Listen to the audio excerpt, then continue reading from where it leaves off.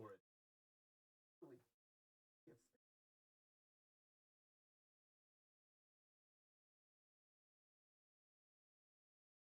Yeah, clearly. But feel how like it.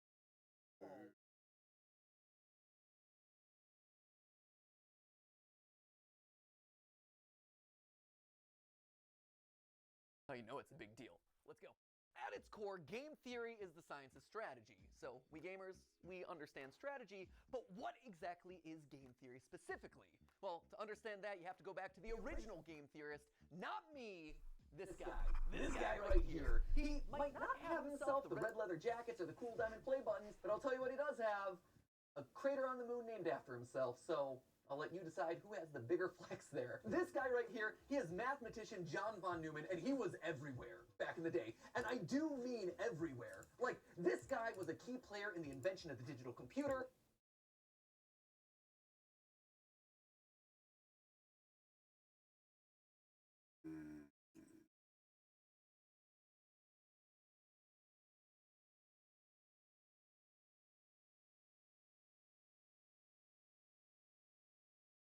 Here. He might not have himself the red leather jackets or the cool diamond play buttons, but I'll tell you what he does have: a crater on the moon named after himself, so I'll let you decide who has the bigger flex there. This guy right here, he is mathematician John von Neumann, and he was everywhere back in the day. And I do mean everywhere. There we go. This guy was a key player in the invention of the digital computer. All right, He helped what with am the I discovery doing? of the structure of Try and DNA, even the split these creation two. of key components for Oppenheimer's Manhattan Project. You know, the Christopher Nolan movie where big things go big booms. But perhaps his biggest claim to fame was game theory. The idea that in any situation where there are two or more people, or players in this case, you can model out a game that'll help you find the best outcome. Have you ever played rock, paper, scissors and thrown out rock as the first hand? Because you know, statistically, most people choose their first move to be scissors. Or maybe you picked paper because the last three moves have been rock, and they're obviously going to be throwing rock again. Well, congratulations, that is game theory in action. And he got a Medal of Freedom for that. So it just goes to show, don't let your dreams just be dreams, kids. Sometimes getting an honorary medal is a lot easier than you think. In short, game theory is the study of strategic choice. It's math that tells you what people are going to do and who's going to win the game.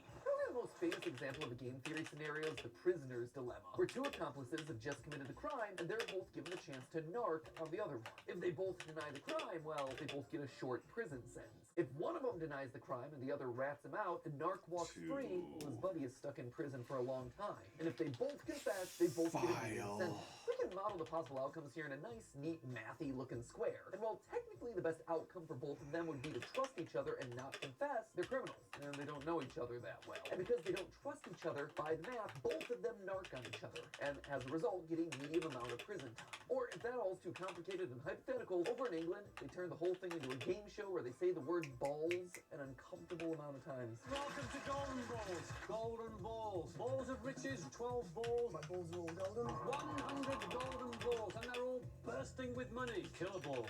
Balls. Balls. Balls. Balls. Now, why am I bringing all this up? Well, game theory is more than just wads of cash jammed into a bunch of balls.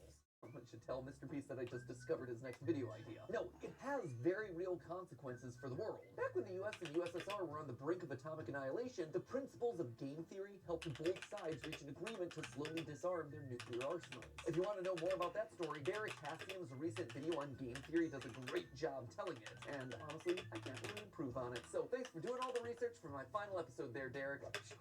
If you want an example that's a bit closer to home, though, here you go. YouTube.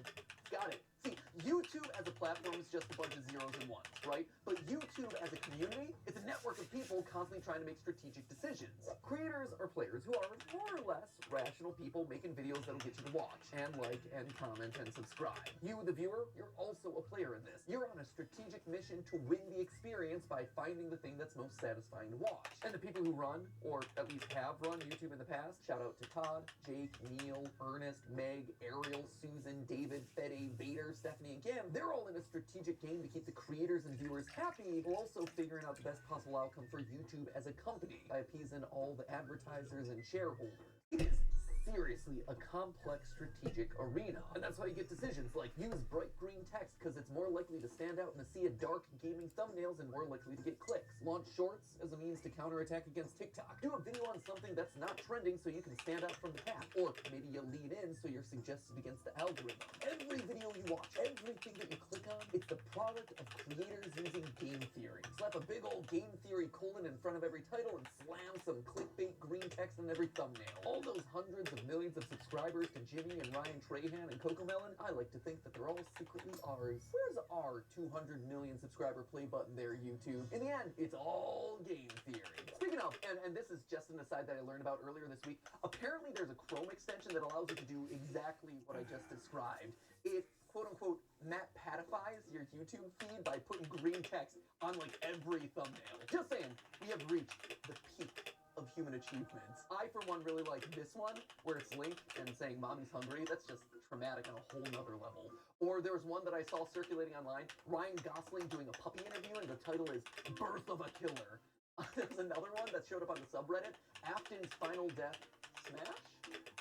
I gotta say, I am proud of the mark that I will leave on this platform. But so what, right?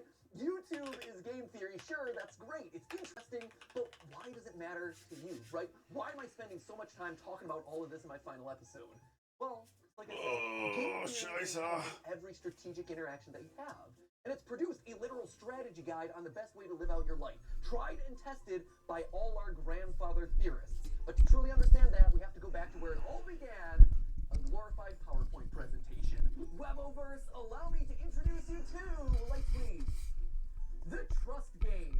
I love this. We started as glorified PowerPoint slides and we're ending as glorified PowerPoint slides. Glorified PowerPoint The Trust Game was originally slides. just named the Just doing computer some cable system management. by a guy named I don't know anything about how to use these types of operations. Basically, this was the prisoner's dilemma or the golden balls thing, except here there was one crucial difference. They're not just playing the game once, they are literally playing it hundreds of times, repeating it over and over again to see what strategies end up winning the most across the longer period. It's E, isn't it? That's shockingly closer to real life. Because here, most of the time, you're not I always just thinking get that about one wrong. what you have to do to win a single game, you have to actually think about the consequences of your actions. The more people think about the future, the more they're willing to cooperate because they don't want to screw themselves over down the road, you know? Again, for details on that experiment, check out Derek Captain's video where he talks about all of that, including having an interview with the game's creator. It's a very cool video.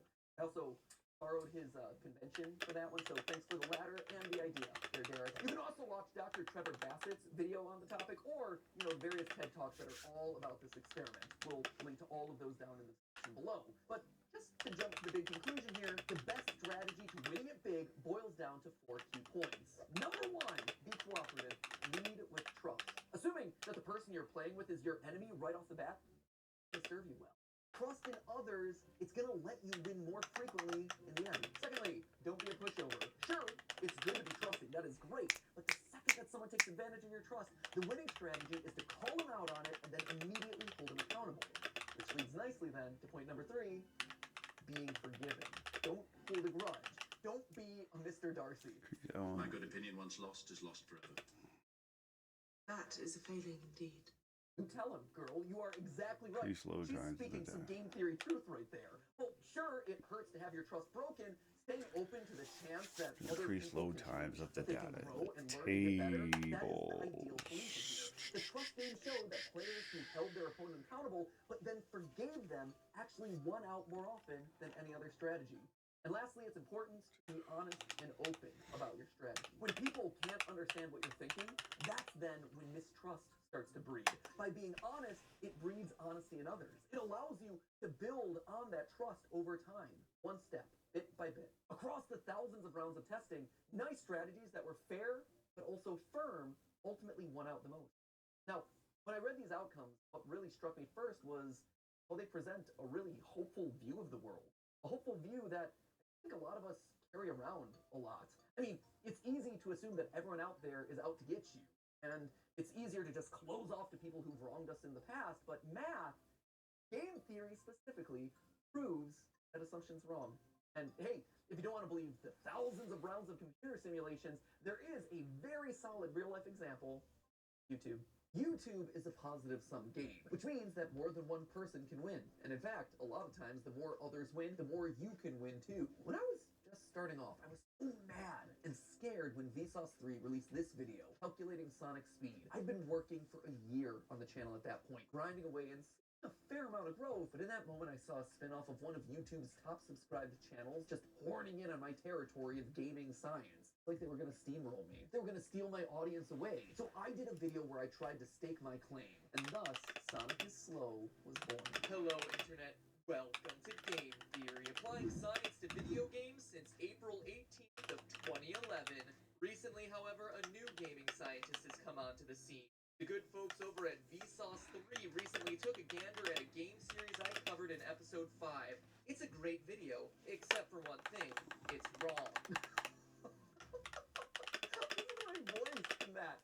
Oh, I'm so proud that I finally hit puberty, like 7 years into making these videos. Anyway, you can tell that I'm super salty in this one, right? I'm asserting that I did it first. I'm citing the dates. I am literally trying to one-up Vsauce 3.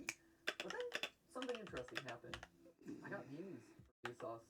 I saw that their video and mine were actually helping each other. I was so afraid of me losing a year of hard-earned progress. But in reality, I wasn't just operating on my own island anymore. By unintentionally cooperating with each other, we just created our own little micro-trend of gaming science content. There were clearly enough views for all of us. Steph and I, in our years of consulting, kept hammering home this one point, that YouTube is a place where all ships can rise. Leading with trust goes a long way. From inviting someone to collab on your channel, to comparing notes on production because it can help you both. You actually see this kind of cooperative game theory in action with Content House, or projects like the QSMP where creators are helping each other and sharing audiences. On the flip side, there are creators who haven't done a good job of leading with trust, and who've approached YouTube as a zero-sum game, a place where there can only be one winner. And guess what? It didn't work. Back in 2020, a few of the top beauty creators tried to take each other down, encouraging viewers not to watch each other, trying to turn audiences against people that they thought were their competitors. It was for the clout, it was for the views, and it backfired. In fact, it backfired so badly that all of their channels took a massive hit. And the beauty vertical, which was once a main pillar of YouTube's earliest days, never truly recovered. By working together, the platform thrives. Lights? But by thinking that you can only win when other people lose, well, that's when everyone loses. Kinda sad. Let's move on. But if you don't want to listen to mathematicians or YouTube meta-analyses, just look at me. Game Theory, the show, is a testament to those 4 lessons of game theory, the nerdy economics concept. Every person who's built this channel has led trust. Ronnie, he put his own show on the back burner so he could dedicate his time to editing Game Theory, trusting that we would be able to succeed more together. He helped the show to truly become what I had always dreamed it would be. I honestly wish that he could be here to this day so I could thank him so much for that. The same is true for Goomba and Drake and Lee and Ryder and all the other partner shows who joined up with us in lieu of working on their own channels. Steph, he left being a consultant at a real company in the medical field on the belief that by cooperating, we could actually make something really special together. Jason, who is actually right here behind the camera right now. Jason, who you know as the guy that we blame all the time on GT Live. Jason was Theorist's first full-time employee after me and Steph. He jumped in there when all we had was a kitchen table and a cat that he was constantly allergic to, and Sudafed.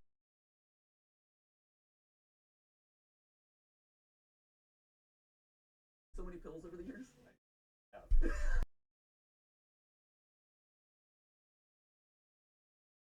Good medical pills, not anything sketchy, for sure.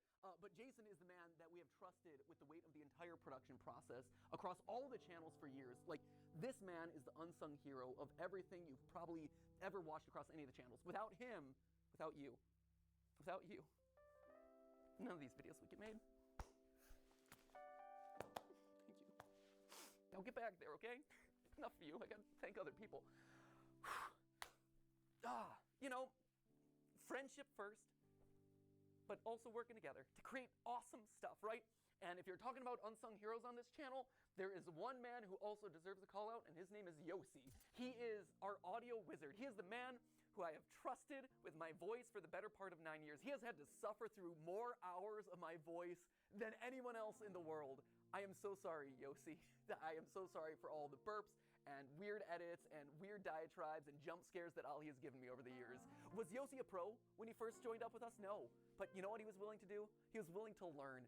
And I've trusted him with my voice for the better part of 9 years. And the same goes for another member of the team who you've never gotten to see, but was actually there before the channel was even monetized, which is kind of crazy to think about. You don't know Dan Levitt, but Dan was another one. He was the first who actually saw potential in me and in these channels as a whole, offering to become my manager even though he had never managed a YouTuber before. He just jumped in with 2 feet and said, hey, I've never gotten a brand deal in the past, but think I could do it for you. And he did. And then he got me literally hundreds more. He has his own management company now, and he manages some of the biggest sports creators on all of YouTube. I can say with complete confidence that this company and my career would have looked totally different had it not been for Dan. And his career and his company would have looked totally different without me. He and I have built businesses parallel to each other, right next to each other, using cooperative game theory for over a decade. He trusts me to make good decisions on YouTube, and I trust him to make good decisions as my manager, and we both benefit in the long run. But perhaps the most important person in all of these trusting relationships is you. You guys, right here. I wear you on my wrist these days. You loyal theorists have been the best example of game theory in the history of the show Game Theory. Every time you click on one of these videos, you are leading with trust. You are saying, you know what, I'm gonna give this one a chance, especially on those episodes that are covering topics that you've never even heard of. And on my end, I've always tried my best to fulfill on that promise and make sure that your trust pays off by delivering a great, well-researched, fun, a lot of times stupid video. And yeah, there have been plenty of times where I've missed the mark, where you weren't happy about a topic, or where I said something wrong, or my research was bad, or whatever, and I needed to learn about that. And so you, acting exactly as you should, according to that trust game, you called me out in those moments. You showed me that I had made a mistake. But more importantly, you were willing to forgive. You gave me a chance to learn and grow as a creator and as a person. And look at this. We all won. Look at this thing that we managed to build together. Don't tell anyone else. I mean, there's 3 of them here in the room, but like the rest of them downstairs. You guys, you've always been the most important member of this team, whether or not you ever realized it. And now, as new hosts step in, yeah, they're obviously gonna have to learn a lot, and they're gonna have to earn your trust just like I did over a prolonged period of time. But I hope that you approach them with the same sense of cooperation and goodwill that you did for me all those years ago. So, while I might be leaving as host of this show, Game Theory, it'll never leave. It'll never leave me, and it'll never leave you. We are all Game Theory, which honestly is why I thought it was fitting for you guys to be the one to say this. But hey! That's just a theory. It's just a theory! Just a theory. That's just a theory. Game theory. Class dismissed. Thanks for the theories, Matt Pat. But hey, that's just a theory. C'est juste une théorie. Just a theory. Just a theory. Just a theory. Just a theory. Thanks for everything. But hey, that's Just a theory. That's just a theory. Just a theory. just a theory. Theory. Theory. Theory. Theory. Theory. That's just a theory. That's just a theory. That's just a theory. That's just a theory. A style theory. A food theory. A film theory. A game theory.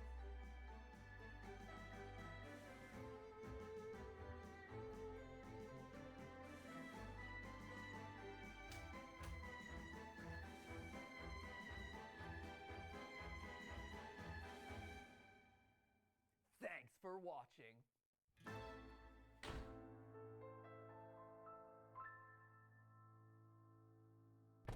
Oh man, where to? I got something I gotta do. Okay, Ready for a road trip? I guess. Let's go.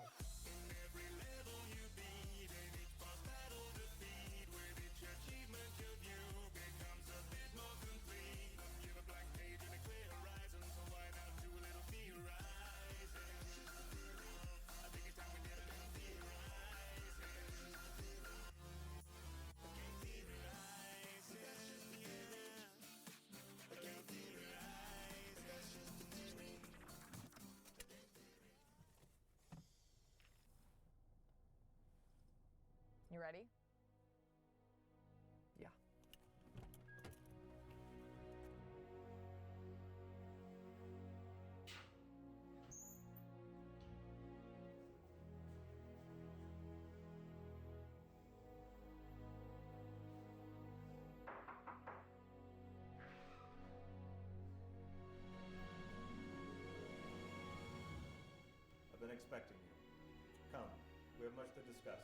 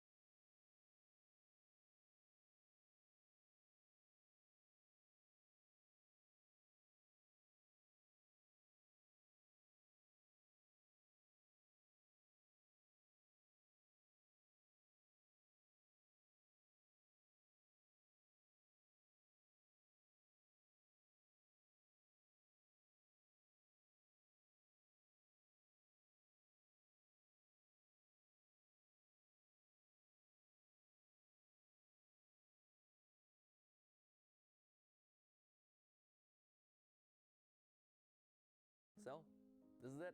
It's the final episode of Food Theory, my friends. I'm sad, you know, because this has been a channel that's been really personal for me. Steph and I cooking in the kitchen for the last 4 years. There were so many awesome memes like stuff the cream in me and eating a Christmas tree and hot sauce. I just can't believe it.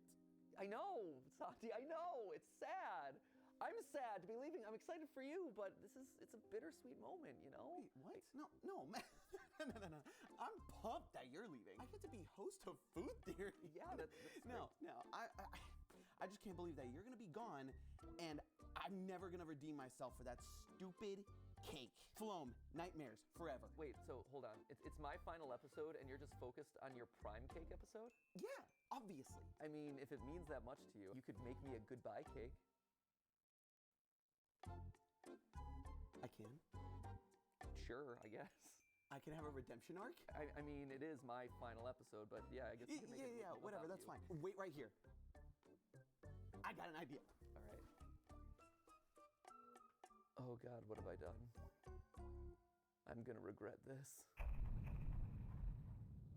Hello, Internet! Welcome to Food Theory, where it's time for my just desserts. You know, when it comes to the 4 channels, Food Theory has always held a special place in my heart. Game Theory was the first, it's seen everything. Style Theory has always been about the team, it's also the baby of the group. And Film Theory, it's Film Theory. I'm joking, obviously, but that is kind of the running meme about it. But Food Theory, it's always been a bit more personal, you know? It was born in the middle of COVID. It's the first that really required me to be on camera. It's the one that allowed me to connect with Steph in a completely different way, while also playing off my own personal fears and insecurities in the kitchen and with food. It's the one where I got to be wackier and a bit more unhinged from the usual format, and food, just by its nature, is more personal. I mean, for proof of that, all you gotta do is go check out the family recipe episode from 2 weeks ago, which is one of my all-time favorite episodes that we've ever done across any of the channels. By the way, on that note, thank you for all your comments on that video. It's been heartwarming to read all those stories. If there's ever been proof that the comments can still be a place that's positive and uplifting, that one video right there, that is it. I've spent so much time down there just scrolling and reading with a smile on my face. It's been really beautiful, so thank you. Thank you for sharing. Anyway, back to the point. Knowing how special of a channel this has been,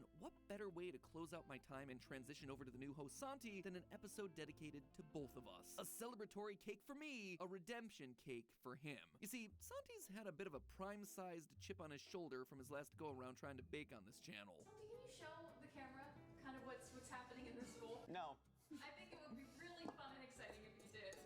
You know what? I hate you all. So, it only felt right to give him a second chance. It would be really fun and exciting if you did.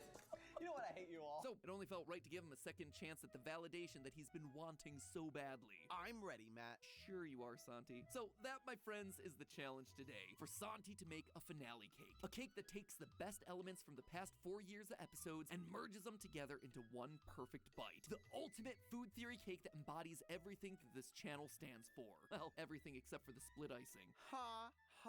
Very funny. Hey, I just wanted to make sure I clarified. Make sure we're all working on the same page here. So, how you plan on delivering us this one perfect bite, Santi? Well, I figured I'd bring in a couple of members of Team Theorist, ask them for their favorite episode, and then use those as the key ingredients for this cake.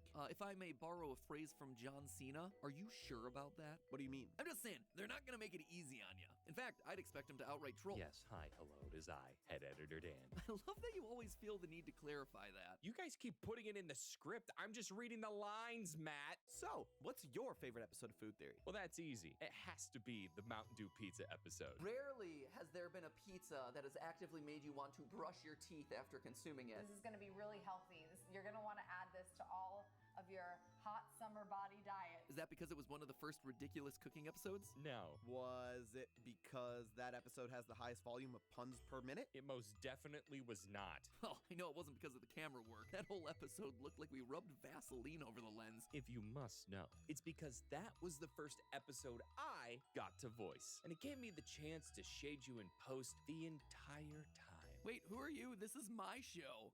It's me, head editor Dan. You hired me. He then added some food coloring to really give it that green pop it deserves, is what he wants me to say. But I know the truth. I see all the footage, Matt, and I know what really happened. He forgot to mix in the gel food coloring, and they had to scramble to try to put it back in. Here's the before, here's the after. Look, we're good editors, but we can't fix every mistake. Also, never say fix it in post, or I will come directly for you. Oh my gosh, you are so right. I Yeah, I actually think that might have been the first episode that anyone outside of me got to voice. Must have just blocked that one out of my mind. Or maybe I was just delirious. Again, I was very sick for that episode. I mean, in total, I think there's been like, what, 4 episodes across the 2,000 videos we've done? No pressure there, Santi. You do realize Mountain Dew is a terrible cake ingredient. Yes, I do. Good luck.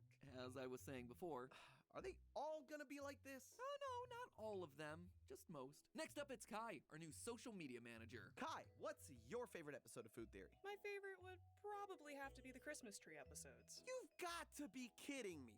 Welcome to the job, bucko. I just said you had to make a cake. I didn't say that you also had to let other people choose the ingredients for you. You did that one for yourself. I'm sorry, Kai. Please continue. Thanks. Overall, it was just a solid narrative arc. Watching the evolution from the first year with you and stuff, just munching on the bark. Yep, it's tree.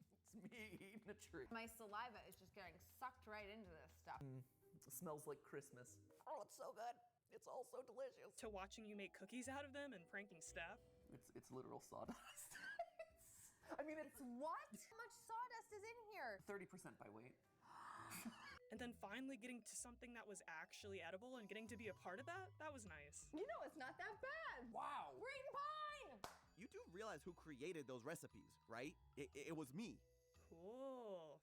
Well, bye.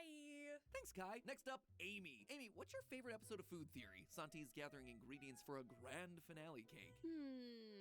Favorite episode? I think it has to be Panera Bread Gloves because it brings together my 2 favorite things in the world, fashion and carbs. Honestly, I love them both so much. They're perfect together and they're perfect for this episode. Bread? Bread is perfect for the cake episode? Yes. It is bread, it is cakes, they're the same kind of thing. One just has fashion sense. Is it too late to quit? Yes it is. Thanks, Amy. Hey, Ash. Hey. What's your favorite episode of Food Theory and why? Ooh, okay. My favorite episode is actually kind of a personal one to me. I really like the Oreo episode. Oh, thank goodness. Finally, a normal cake ingredient. Is he okay? Yeah, he's fine. You know how our episodes are designed to teach people stuff? Yeah? Well, Santi's learning a lot today. Tell me about Oreos. All right then. Well, one, I was just really proud of the work I did in putting that whole shoot together. But also, man, did it serve some absolutely incredible memes. Like, oh, look at that thick layer of cream in there. I want that thickness inside my body. Nope, don't say that. I should not have said that. It's hot, I'll give it that. Oh yeah, you can see it melting. My poor fingies. It's hot on my fingies. Set it on a plate. Set it on the plate, they say. Don't burn your fingers, they say. Just blew it off, Jason. I know my saliva is heavy. I've got the heaviest saliva in the business. Sorry. My good dude, you were so questionable. Continuing around the office, Lee gave us the Diet Coke taste test because he's also addicted to that sweet, sweet nectar. Josiah gave us Prime Exposed, and Tom added the TikTok favorite, pink sauce. I hate you, Tom. Okay, it could have been a lot worse. Just feel lucky no one said the Kentucky Fried Chicken episode or the cabbage soup episode. But what about you, Santi? I'm curious. What's your favorite? You're the one taking over the channel after all. I mean, I'm not doing myself any favors with this one, but it's actually the fries episode. Never order McDonald's medium fries, I think is the official title. It was one of the first on the channel. Actually, it was the first. I just like the science of it all and thought it did a good job of showing what this channel's all about, you know? In general, the fry episodes tend to be really fun. Sprite and fries, another personal favorite. So you've got yourself Mountain Dew, Diet Coke, bread, spruce, Oreos, pink sauce, and French fries. That enough ingredient inspiration for you? I feel like I should quit while I'm behind. You think you could find a way to fit it all into a cake? I have some ideas. Well, with everyone's favorite episodes compiled, it's time for me and Steph to head to the kitchen one final time. At least one final time on camera for content. It's not like I'm never gonna eat again. We were there to see how Santi might try to fit all of this into something even slightly resembling a cake. And as it so often does, things immediately got off the rails. You define for Steph and I, who are not in the bro community. We're not bro dudes, Yeah. as it were. So can you explain the dap? Yeah, if I were to get dapped up, what would I do? For context, Santi had called Justin to get dapped up, and we were intellectually curious about what this mating technique was. Like researchers observing gorillas out in the wild. It's in the hand motion. You look like you're doing a little Edelweiss. Yes. If you're a bro, you're too cool for a handshake, right? Handshake, you go in firm, up, down, release. That's how you do it. That is the hope, yeah. Yes. There. Maybe a couple, Boom. yeah. Yeah. Dap it. Oh, God. Dap it. I get very intimidated by hand-to-hand interactions that are not that. I don't read people all that well, and so I can't just like flow with it. You have to remember cool peaks in high school, right? So you have to think about it like you're the kid in the back of the class. Not. You're not trying hard. You don't want to like go in with a lot of emphasis or anything. You just want to go just cup it. Yeah. You want to get the clap, and you could do that. Are we doing the bro? But you could just do that, and like you just have to be relaxed with it. Like you wanna get a good clap. Okay.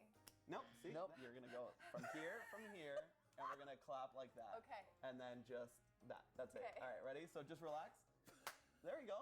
Wow. Okay. Well, you exploded it, but that was a good clap. I really try to avoid physical contact with young children entirely. I do too. That's not really what I'm going in for, But if Santi. you're driving around and a kid just kicks a sweet gnarly tray, you're like, hey, dap them up. I honestly can't tell if he's being ironic or not. Is this a bit?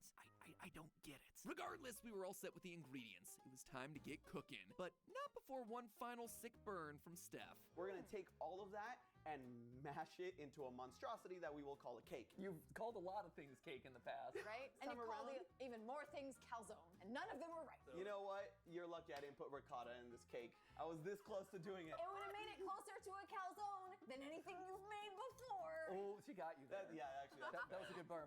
Yeah, Steph, hit me up with that dap, girl. Oh, yeah. Hit me up with that girl. You got to practice the handshake. Oh, yeah. Got it. See, now this episode's never gonna see the light of day. So how did Santi expect to work all of these insane ingredients into one tasty, or if not tasty, at least edible bite? Well, Mountain Dew and Diet Coke were set to be the sponge layers. Santi insisted on another round of trying to make frosting out of prime, and then there were the croutons. Amy's favorite episode was the bread gloves. So we're gonna take the croutons and we're gonna pulverize them into a little bit of a dust. Man, nothing says delicious cake quite like salad croutons. It's actually really interesting because you have the airiness of the cake. You know what? You'll see. You will see. You'll all see. I love it when a cake is described as interesting. From the guy who also says that he doesn't like cake. All right, Dapper, what do we got going on? I'm gonna have you both pour in the respective fluids, and we're gonna pour them into the cake molds. It's pillowy and cloud-like, actually. It's very fluffy. Got lots of air in there. It's so fluffy. So the science behind this is actually really cool. Instead of baking soda and baking powder, our leavening agents are the sodas. In using the sodas, the carbon dioxide that's released creates those similar air bubbles and causes the cake to rise. Plus, we get to incorporate the flavors of the Mountain Dew and the Diet Coke. It's honestly all super cool. With the sponges in the oven, Santi encouraged us to get some of our aggression out on the croutons. Oh my god! What can I say? Between FNAF lore and hot wings, I guess the croutons. Oh my god! What can I say? Between FNAF lore and hot wings, I guess I have some pent-up rage from 13 years on YouTube. I meant like, take the bag and smash it. Oh, that was manly. I like that. Yeah, you were like, I don't care. Bro. Yeah, there you go. Dap it, bro. Yeah, what is this last part? There you go. Oh. Because, you're like, wow, you are wildly efficient. I am very pro therapy. I am also very pro punching croutons really hard. With the croutons all mashed and the Fredbear trauma all processed, it was on to the prime frosting. It's like strawberry ice cream. I was going to say, it does look like strawberry ice cream. Oh, very much so. How's it taste? Very thick. So sweet. Ooh, very sweet. Ooh, very sweet on the front end, very sour on the back end. Yeah. Very interesting. This is going to go very well with something else. Huh. Interesting. I am so optimistic about how this is going to go. Let's go! See! Anyway, that was my own private moment. At this point, Steph and I were dismissed from the kitchen so Santi could surprise us with the final reveal. A few hours later, it was time. How would you like this to be? Is there a drum roll? Should I lift? I'll lift it for you. I'll lift it for you. Was this like a small laundry basket? Where did this thing come from? No cloche, no nothing. It's for my undergarments, but you know. Hold up. It's his boxer basket. Here. Literally on our cake. Hold up. I'm gonna save you on this one. Okay. Yes. This is the last time I can do this for you. Okay. Too. He chose this in commemoration of us cooking in a dryer episode. Santi, that was brilliant. Wow, Santi. Way yes. to go. I'm dap so up glad for he that worked that one. in there we go. There's no dap up here. Oh, dap. We forgot God, in the no. course of Dap what it is up. definitely the same day how to dap up. Yeah, here, dap it, bro. Why do you hit my wrist? Like, you miss my hand every time. That's how you dap. That was better. We couldn't get a smoke machine, so sorry for the lack of presentation there. But, so. That's awesome, actually. This is really pretty. Okay, so what happened here? What had happened was. It's French fries. Yes. It's fries. If you look at it from above, which we have that shot, it is the Food Theory ring. That's the food theory. That's Yes, the quadrant. that's the- That's the quadrant. I get it. So that was I supposed thought to it be was that. a random yellow blob. I thought so too. I thought it was like someone peed on the cake. I thought so too. Well, there goes my art. I'm like, we've done a lot of weird episodes, Santi, but we haven't done like, can I drink my own urine? That's more of a Good Mythical Morning style episode. Well, I mean, we were talking about tears, and I was thinking bodily fluids. No, this Easy to confuse what comes out of your eyes with what comes out of other parts of your both body. salty, I guess. I don't know. So The yellow pea stain notwithstanding, we were a far cry from prim cake, even down to these cute little crinkle cut cake fries on top. Such a cool detail. So with everything ready, it was finally time for my last chance to stab something on the show. Ready? Can I stab the cake? Yeah! Oh, that was satisfying. That was good. Ooh, sliced right down the middle of that down Oreo. in the middle of an Oreo. Right through that double stuff. So what we should see here, hopefully, is a nice. Is that you that I just heard swallow really hard? It's like Santi in one moment just went through the entirety of puberty. What we should see here, hopefully. It's the 5 stages of grief that you're hearing there. This is my opportunity to do it. Ooh, that looks so good! If any regular person were to see this, they would probably say, wow, what a delicious pistachio and chocolate cake. But nope, this is food theory. That is Mountain Dew and Diet Coke mixed with prime, spruce, and crouton. Yum yum. You can't deny that it actually looks great though. But obviously the big question here is how it tastes, which is why it was time to get everyone on the team in the kitchen ready to taste for the moment of truth. It's very chocolatey, Diet Cokey, and rosemary-y. Interesting. All right, everyone. Happy next chapter of food theory. Here we go. Food theory, bite. After an awkward pause as everyone chewed and processed their feelings, the results were in. Very thick. Dense. It's spongy. And they were mixed. Acceptable. I got some crunch in mine. Oh yeah. Was there supposed to be crunch?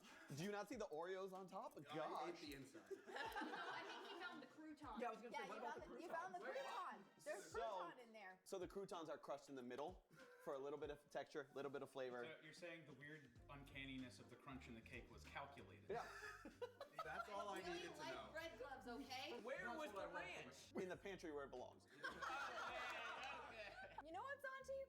I really like I it. like it. I think it's pretty great. So as a cake, definitely an improvement over prim cake. I feel it fair to say that Santi got some level of redemption. But again, the assignment was to capture food theory in a single bite. And for that, it absolutely passed with flying colors. You know what? I think that this cake is a perfect representation of the last 4 years of food theory episodes. It's not the tastiest cake I've ever had. It's not the most precise cake I've ever had. It's a little bit messy. It's a little bit homespun. There's a lot of sugar involved. A lot of sugar involved. A lot of weird flavors thrown in there. If I were to pick a cake to perfectly encapsulate everything that we've done here on our time, this is a good one. Thanks, Santi. I'll take that. I'm a kid who grew up scared of food. Home cooking for me was Burger King and Pizza Hut. When I started this channel, I could make popcorn on a stove and the occasional pizza. For crying out loud, my healthy food advice was to not order a medium fry at McDonald's. This wasn't ever about being the best chef or giving you the perfect recipe for fine dining. It was about this. It was about curiosity and exploration through food that might lead us down some pretty weird and awkward paths. You guys have to tweet. What is this?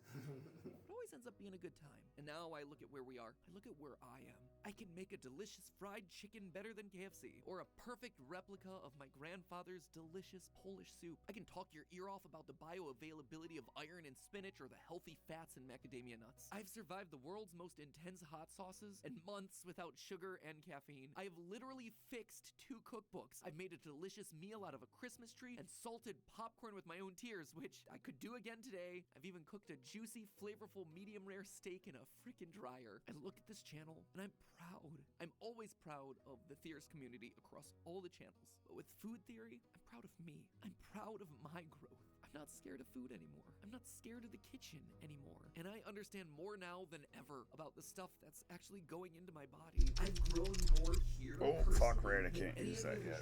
Waiting for the glue to dry. So, with that, ladies and gentlemen, I think that brings us to a close here on Food Theory. Stephanie? Yep. Thank you for being my cooking partner for the last 4 years. No problem. We didn't burn down the kitchen. That's all that matters. Right? So, thank you for that journey, and Santi, I look forward to what the next 4 years have in store for you. With that, for one final time for me on this channel, remember, say it with me now. But hey, that's just a theory. A food theory. Bon appetit. I don't know if I'm going to be able to salvage this. There's a lot of...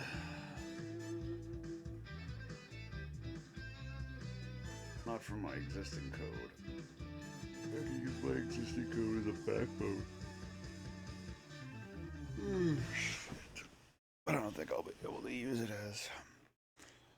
as is. It could be a real struggle. I guess I could pay for ChatGPT 4.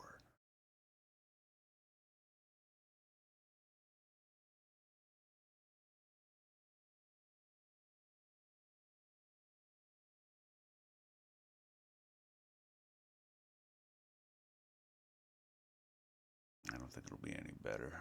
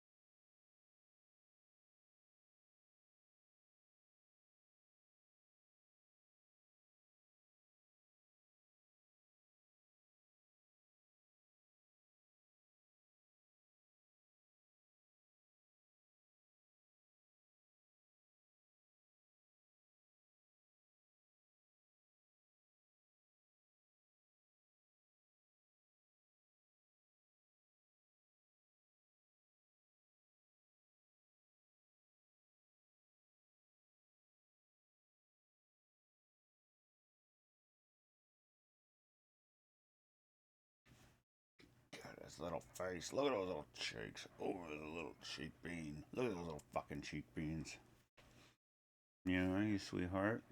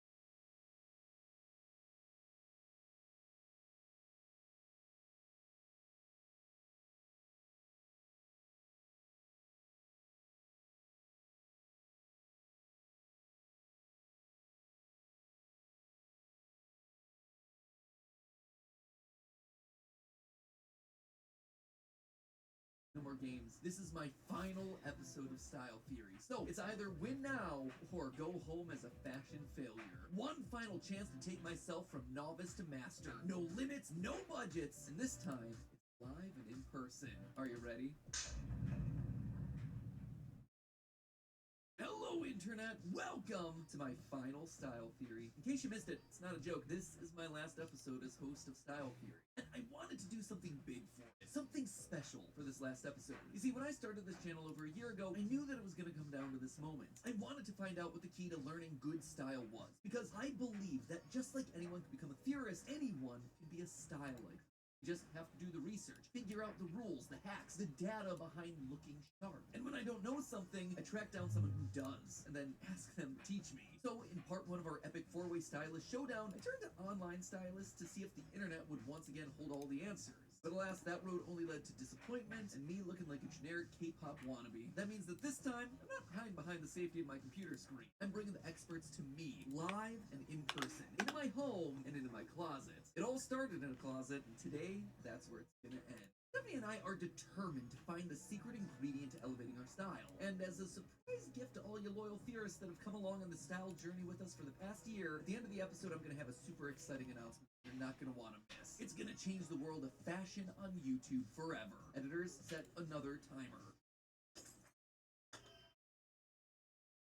That was a bit more than I expected to be, but sure, we'll roll with it. The pressure's on, theorists. We can't afford to waste any more time. The end is near. In our first round of this test, we pitted human against algorithm to take my and Stephanie's style to the next level. And didn't go quite as planned. I highly recommend you check out that episode before this one so you get the whole experience. But long story short, while we learned a lot through the process, we didn't get all the answers that we were looking for. While we got a few good items, we didn't learn how or why these clothes were meant to elevate our style. So this time, we're gonna turn up the pressure. No budget, no barriers, no backing out. No matter how out of our comfort zone these outfits might be. So this time, we only have 2 things that we're judging. 1, do they get our style? And 2, can they teach us to be better at styling ourselves? Should be pretty darn simple, right? Well, we're about to find out. Let me introduce you to our stylist options for today, because theorists, they could not be any more different. On one end, we have Jamie, a part-time personal stylist who does this as her side hustle. Even though Jamie's been a close personal friend of ours for years, we actually had no idea that she did this. But apparently, Jamie's wanted a chance to dress us up for as long as we've known her, so today she gets the chance. When she heard that we were doing a stylist episode, she jumped at the opportunity to throw her hat in the ring. And Steph and I jumped at the chance to learn whether or not a personal connection would be key to our experiment success. Since Jamie's known both of us for years, she's seen what we tend to wear on a day-to-day basis. So clearly she should have herself a pretty good leg up on our likes and dislikes, which presumably gives her an advantage, right? I guess we're about to find out.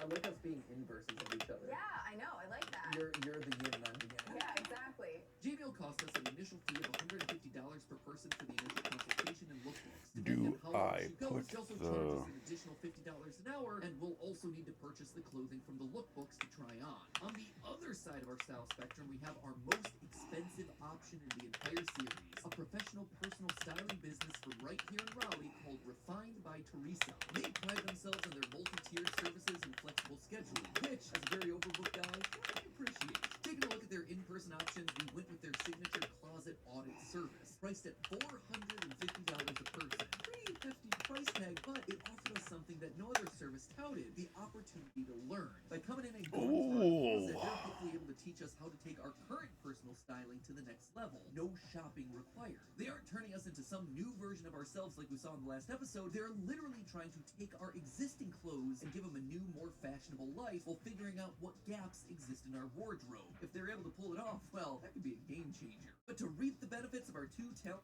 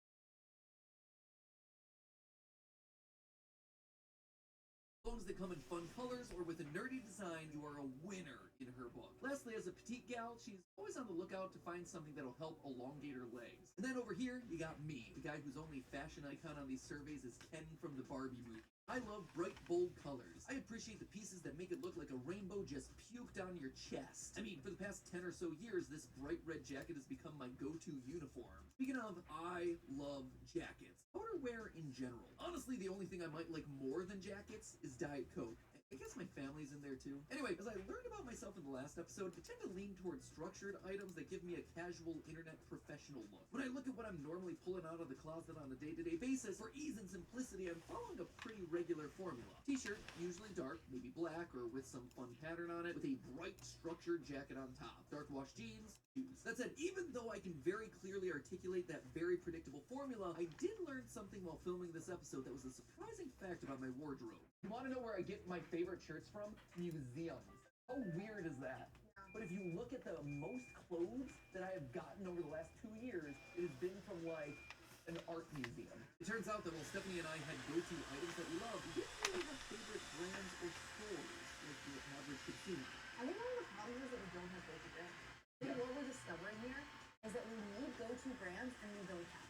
Hopefully our stylists can help solve that problem for us. As we went through filling out survey question after survey question, we noticed that this time things felt a bit different. Significantly more thoughtful than the quizzes that we took in round 1. With Jamie, we saw a lot more effort to get to know us personally. Asking about our preferences for metals, do we usually go to a tailor, what influences the items that we're picking when getting dressed in the morning, even stuff about our aversions. Oh, do you have any textile preferences or aversions? Oh, that's smart. That's a really smart question. Yeah. And while Stephanie and I are certainly down to clown with any fabric, we did really appreciate that Jamie was looking out for her clients with questions like that. Once we got over to Teresa's questions, it was clear that she was here to do one job: teach. I would like to learn more about the following: how to shop on my own, I think that's a great one. how to accessorize, how to use my clothing in multiple ways, how to elevate my look, what cuts are best for my body type and frame.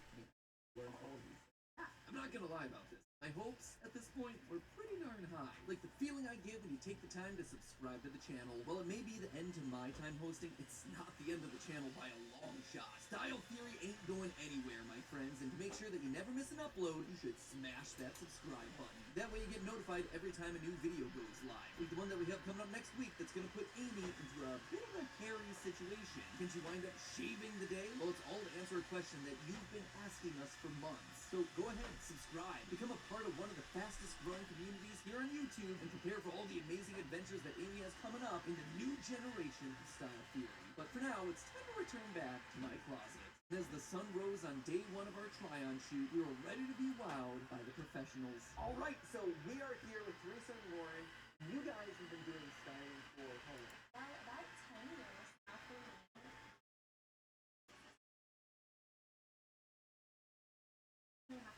but they have a wealth of experience, certainly way more than we have, and so excited and a little bit nervous to have you guys here in our closet.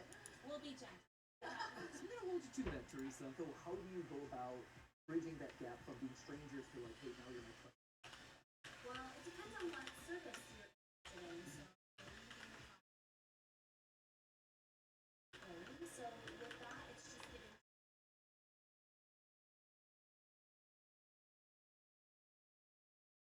More elevated, more interesting. Super excited to sort of get another perspective and get a sense of someone else's outside observation of, you know, how we're doing and how we dress and what would maybe work better for us. Because I think that's something that everyone has a really hard time of getting an outsider's perspective of themselves. So valuable because Starting off right away, they really leaned into this learning process. And as we all know, I love learning. And Lauren really wanted to dig in and understand us so they could give us the best advice possible. And I was ready to bear it all. At least bear all my wardrobe. To make things easier, we actually lined up a bunch of our clothes that are usually stored in drawers or hangers behind the camera setup, so it's usually not this much of a mess in here. Promise. During the closet audit, Teresa and Lauren went through all of our items, removing anything they thought didn't serve us anymore. It could have been because of the fit, the color, the vibes. If they pull it, we donate it. Or at least that's the way they normally work, making sure that any lightly used clothing is going to those in need and not just being wasted in a landfill somewhere. And it's at this point, loyal theorists, that I need to take a moment to apologize. I've been hiding something from you this entire time. I've gone through a closet audit like this before, and it was not pretty. So, true story, I had a closet audit like this, but more so it was a closet interview.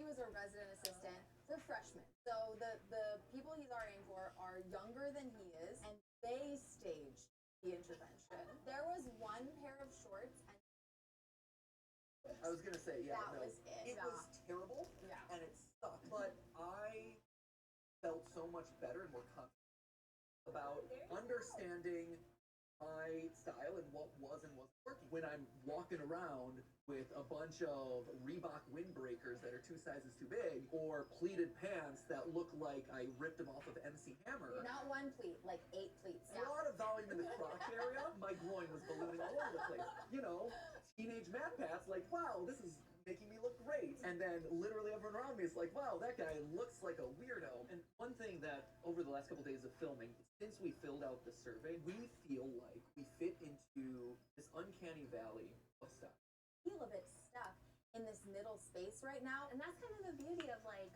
personal style is it's unique to you. You don't buy into the light. I find a lot that people who are constantly chasing the next new trend are always going to look dated. When you look back at pictures, you're going to be like, oh my gosh, what was I thinking? Because you were wearing everything that was popular at one time instead of really cultivating a complete wardrobe that really feels like you and things you really love. Feeling a lot better about the purge that was about to occur, we were ready to dive in. Let's kick off the closet audit. First impressions, I'd love to get your take. I would say organization-wise, 10 out of 10. I really... Our type A is coming through again. Yes, Our yes. overachieving. I appreciate the categories.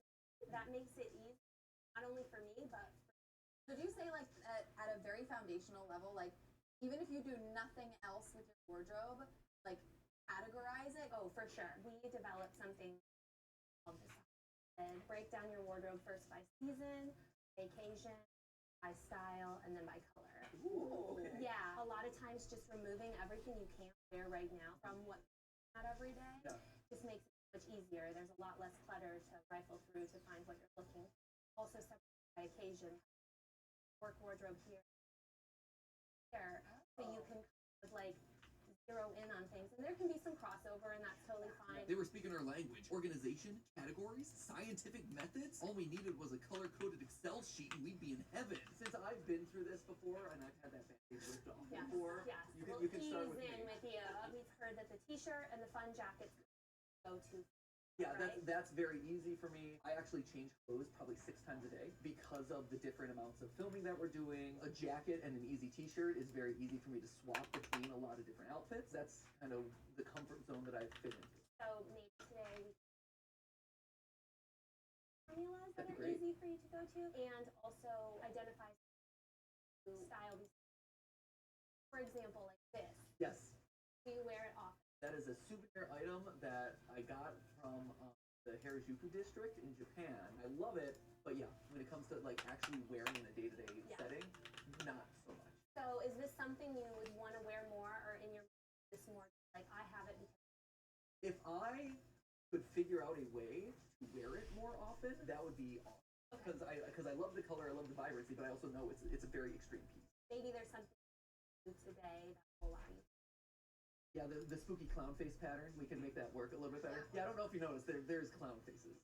Yeah, something about the hot pink clown face jacket told me that I was probably going to be Teresa's interesting clients. But hey, she's a pro. So if anyone can figure out how to find styles that coordinate with spooky clowns, it's going to be her. Teresa really had a keen eye for finding new and interesting ways to mix and match our clothes that we already had. For example, I have a number of button-down shirts that I only wear for formal occasions like weddings, and tend not to wear them for anything other than that. But Teresa suggested that I take one of my sweaters and layer that on top for a brand new look, and it totally worked. I gotta say, I really appreciated how supportive our top-tier stylists here were. Rather than just being like, oh, you should get rid of this, or, oh, that's ugly. Teresa made sure to ask us what we really liked about each and every piece. If we liked it and wanted to wear more, well, she would put it aside and figure out a way to work on it later. And when she did think that it was time for me to let an item go, she had a very gentle way of making it known. So this. Yes.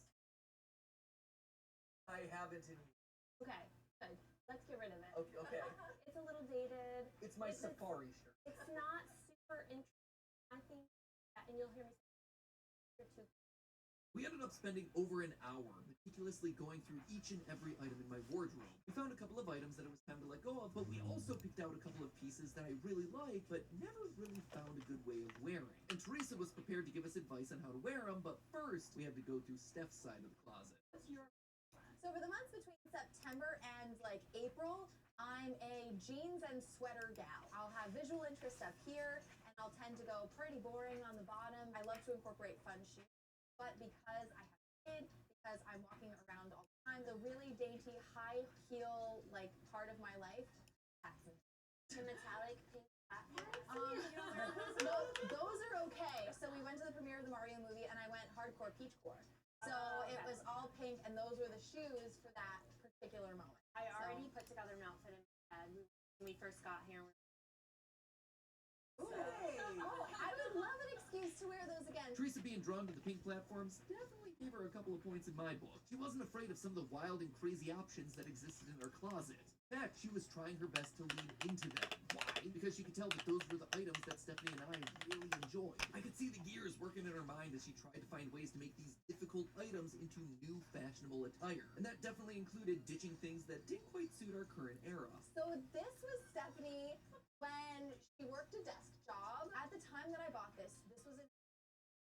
is Banana Republic. This is not a $20 shirt. This was like, whoa, a $35 shirt. I still in my brain view it as this really nice piece I have, even though looking at it now, I'd be like, I would never pick this up off the rack. Same with this piece. I haven't worn it in a while. I put it on when we went through our wardrobe, and I was like, this still looks okay. I was like, it's not covered in cat hair or pills, so can't I just keep wearing it? You know that the baseline is pretty low when it's, is it covered in cat hair or pills? Also, just for the sake of everyone at home, when we say covered in pills, we're not talking about like medication. No, like the little linty pills. Teresa and Lauren took us through each of Stephanie's pieces. What worked, what Current we wanted to elevate, time. and what could So if be I wanted perhaps. every It 2 helped us find minutes. a lot of gaps in her wardrobe. Do you have a turtleneck? There were a few things where I was like, is she back turtleneck? I don't know. We can identify a gap. But one thing I know I need never to succeed input in getting the- Stephanie to do is remove the price tag. Why are the tags still on Because you this? don't take the tags off your clothes. Between the two of us, we filled up an entire clothing rack of pieces that we loved but needed help learning to style properly. So Teresa and Lauren combined their fashion powers to give our old clothes new life. And I, for one, was excited to see what they had in store. Okay, I'm standing in the hot seat, and I gotta say, I love this. This is so good. And again, it's all stuff that I already had in my closet and didn't use. Like these corduroys, I haven't worn them since I bought them. This shirt, I've only reserved for formal events with the family that are too boring for my other fun shirts. It brings such fresh life to these pieces that I had no idea what to do with. It's like getting new clothes without getting new clothes.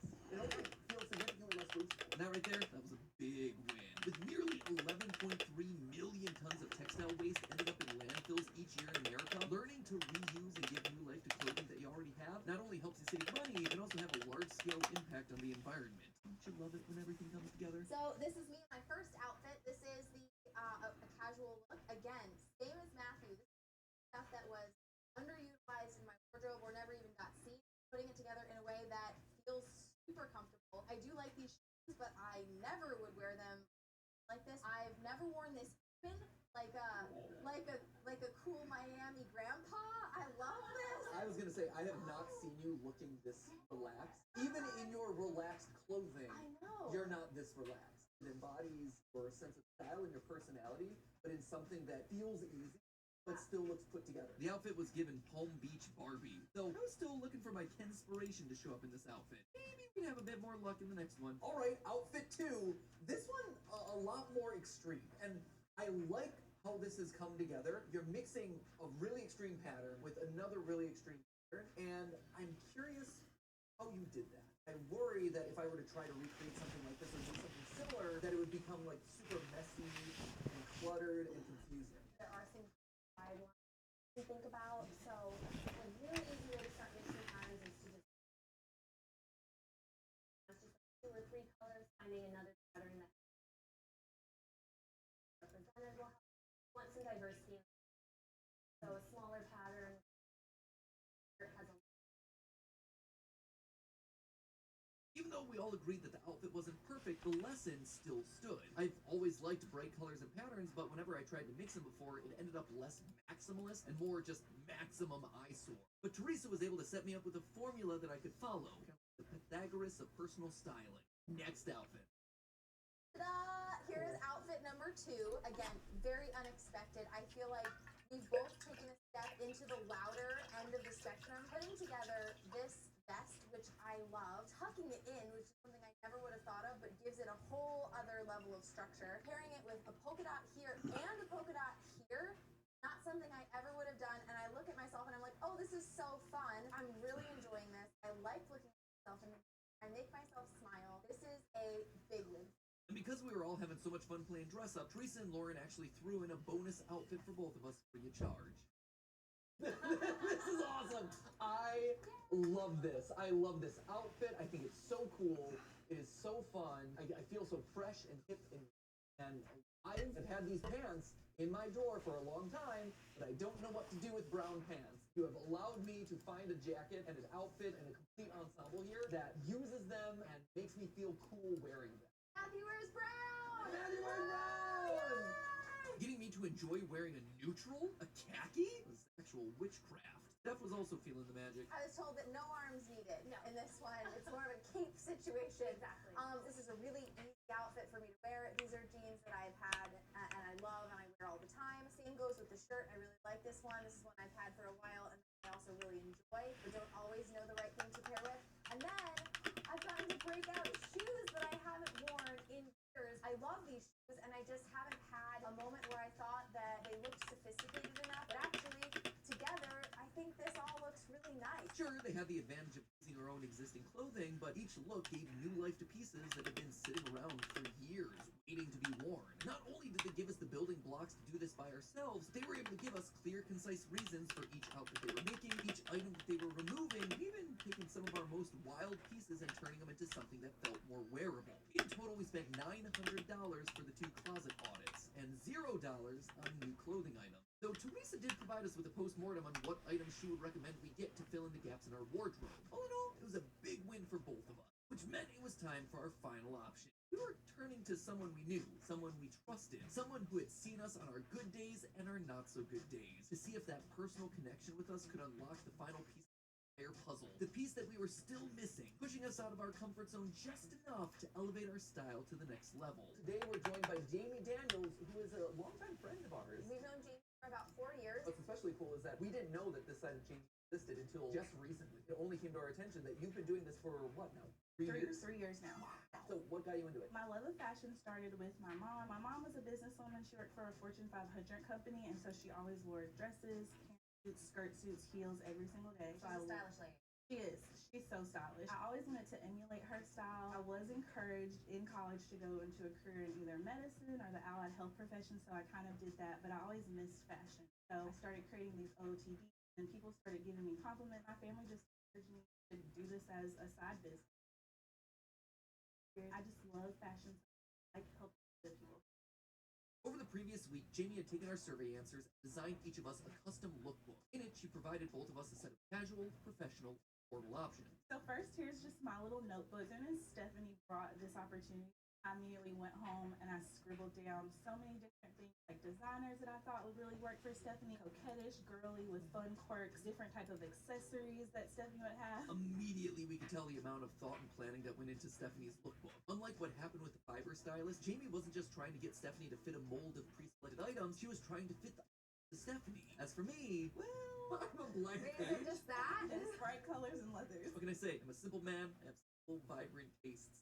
Then she said something unexpected. I want to go back to, there's so many different, so I went back and watched the movie just because of you. It wasn't a bad reference at all because there's the beach, there's a wedding, villain king, leather, mermaid king. I tried to find a tail for you. It would not come in time. I was really That would be great. Yet, even with no mermaid look, Jamie did it. She gave me the energy that I was looking for. At long last, someone understood the assignment. But before I could truly celebrate, we needed to go through the lookbook. Okay, so take us through the lookbook. When I think of you, I also thought of Back to the Future for some reason. It is one of my favorite movies of all I time. actually think that's so on point. Like, it's nerdy and sciencey, sure, but it's also whimsical and like kind of tongue-in-cheek. which I think embodies a lot of your vibe. As we started to scroll, I think our reaction says it all. Ooh!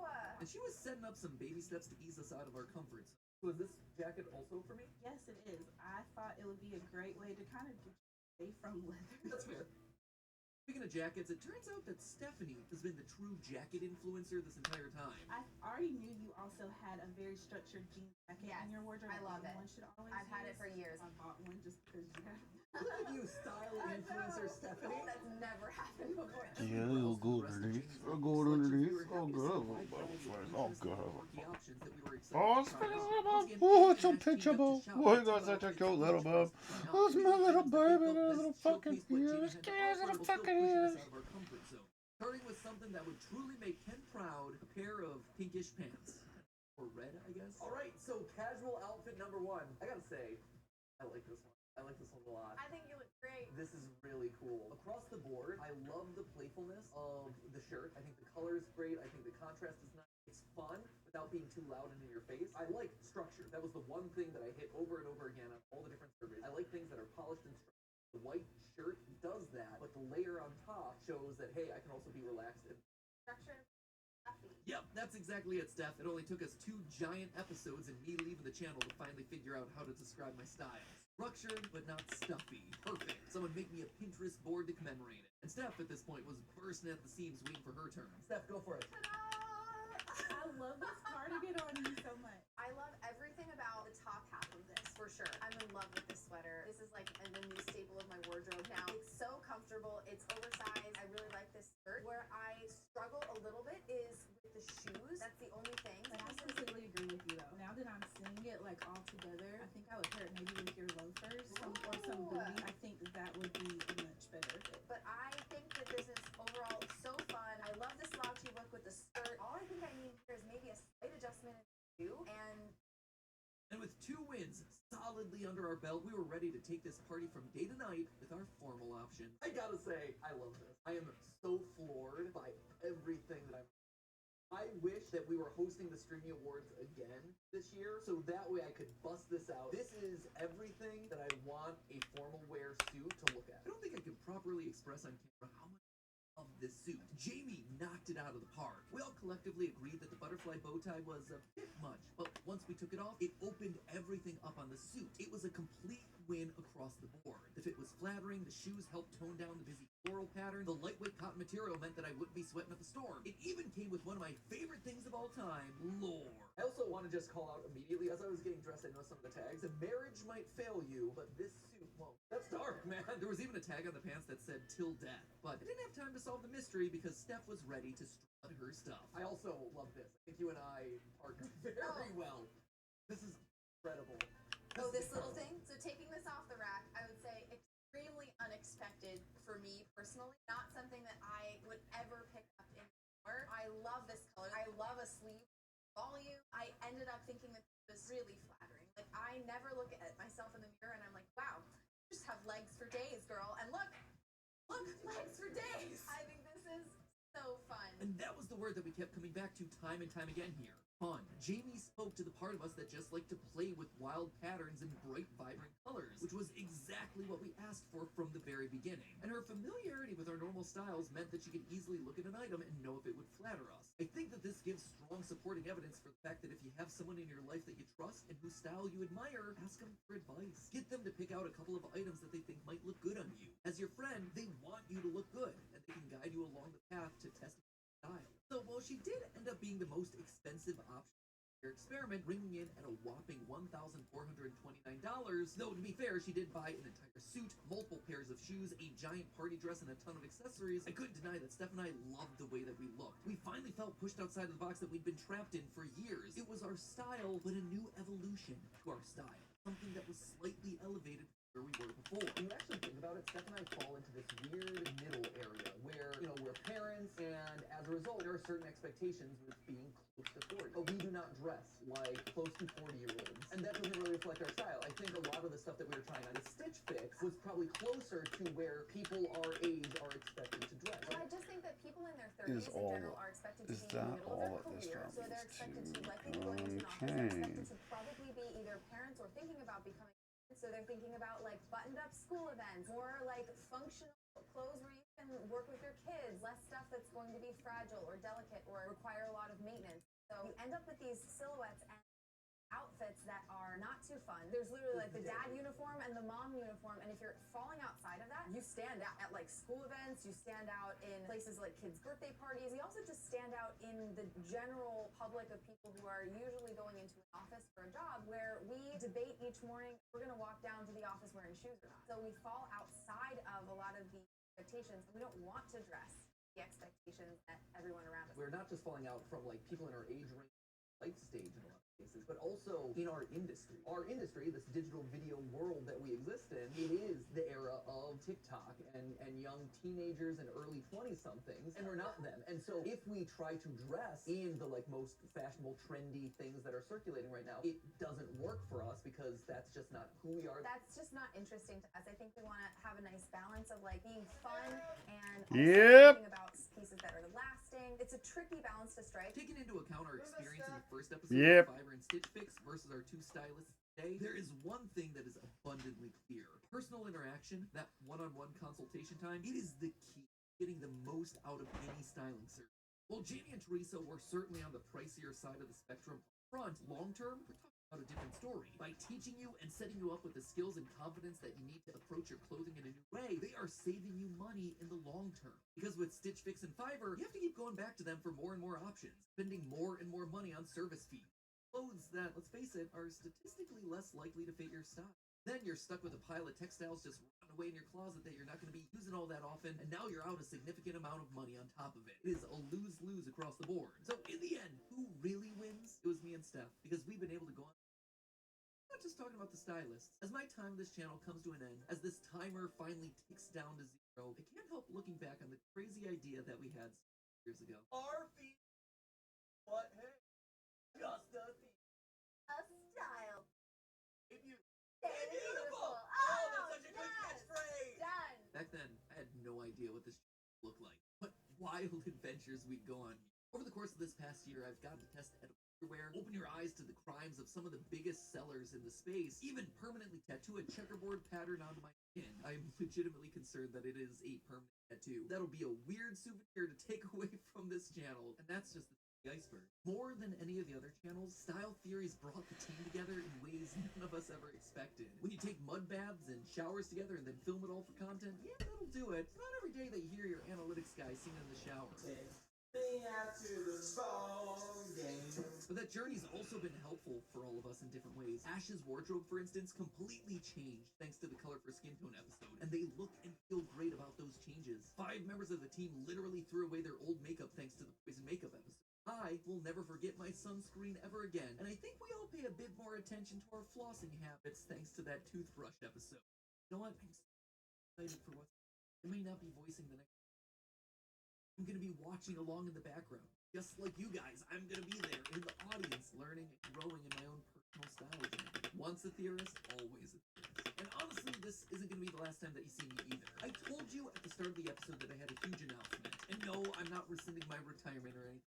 But the team and I have actually been working on a huge project, a huge event, Creators in Fashion. This is going to be a never-before-seen type of event happening here on YouTube. We're bringing the glamour of Fashion Week and runway shows to you, and we're not doing it alone. We're going to be joined by tons of your favorite creators, both on and off the runway, as we turn the spotlight on all the hard work that creators have been doing. They're designing apparel, they're building businesses and brands on par with some of the biggest names that you see in Vogue or walking in fashion. And we want to give them all a moment to shine here live on the channel, on Style Theory. In just over a month, on April 25th, we're going to be doing the biggest thing to hit fashion in a long time. We're going to be live streaming the first ever Creators in Fashion event live, right here on Style Theory, and you're going to be a part of it. You know who else is going to be a part of it? Me, because I'm going to be returning to help host the show alongside Amy, as well as a couple other surprise appearances. So mark it on your calendars, my friends, April 25th, 2024, Creators in Fashion happening right here on Style Theory. So while I might be saying goodbye today, and I won't be hanging out with you,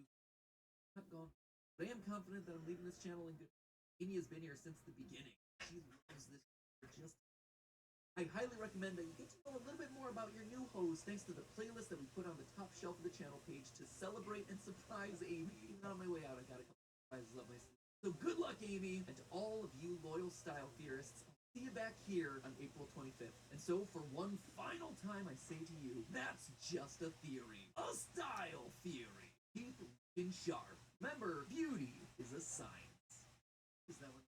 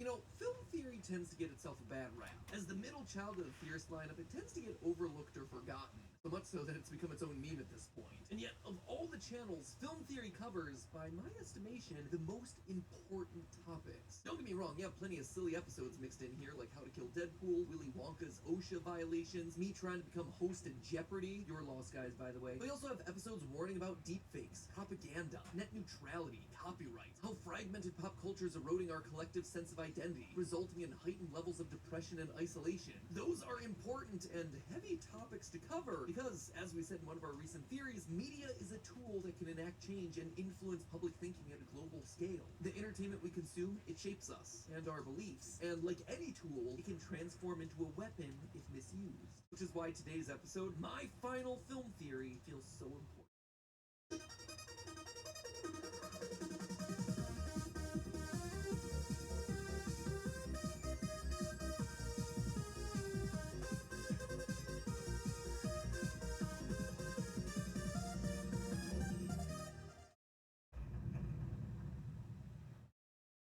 Hello, Internet! Welcome to Film Theory, the show that's now entering its zaddy era. Today I wanted to start off with a question. I want you to think about all the media that you consumed during your childhood, all the TV shows and movies that you loved as a kid. And now, with the perspective that you've gained as you've gotten older, can you name for me 5 good father figures from children's media? I'm talking about wholesome dads who want the best for their kids, who try really hard to teach them and nurture them and show them love and all the good things that dad should be doing. Legitimately, go down to the comments, type out who comes to mind, because I consume a lot of media, and I had a hard time making this list. Back when we brought Leon as creative director here on Film Theory, this was actually one of the first conversations he and I had about the state of media. Even more recently, we've asked this question around the office, and people really struggle with it. I mean, it's not impossible to come up with a list. You'll eventually get there, but it's shockingly hard. Our list ended up being Bandit from Bluey, Arthur Weasley from Harry Potter, Uncle Iroh from Avatar: The Last Airbender, Mufasa from Lion King, and Goofy from a Goofy movie. But the fact that it took us a significant amount of time to do is pretty darn telling. Yep. Fathers in sitcoms are usually bumbling buffoons, deadbeat dads, or need anger management. And it's not just a lack of good dads here either. Honestly, most of the male characters that you see across media, both young and old, they're not great. Classic cartoon kids are almost universally bratty,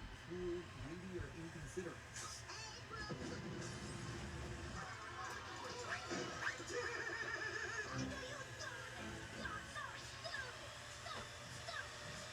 Even the oldest of old school animated characters that have been sanitized to be as brand safe and neutral today as possible, they started off as horrible jerks.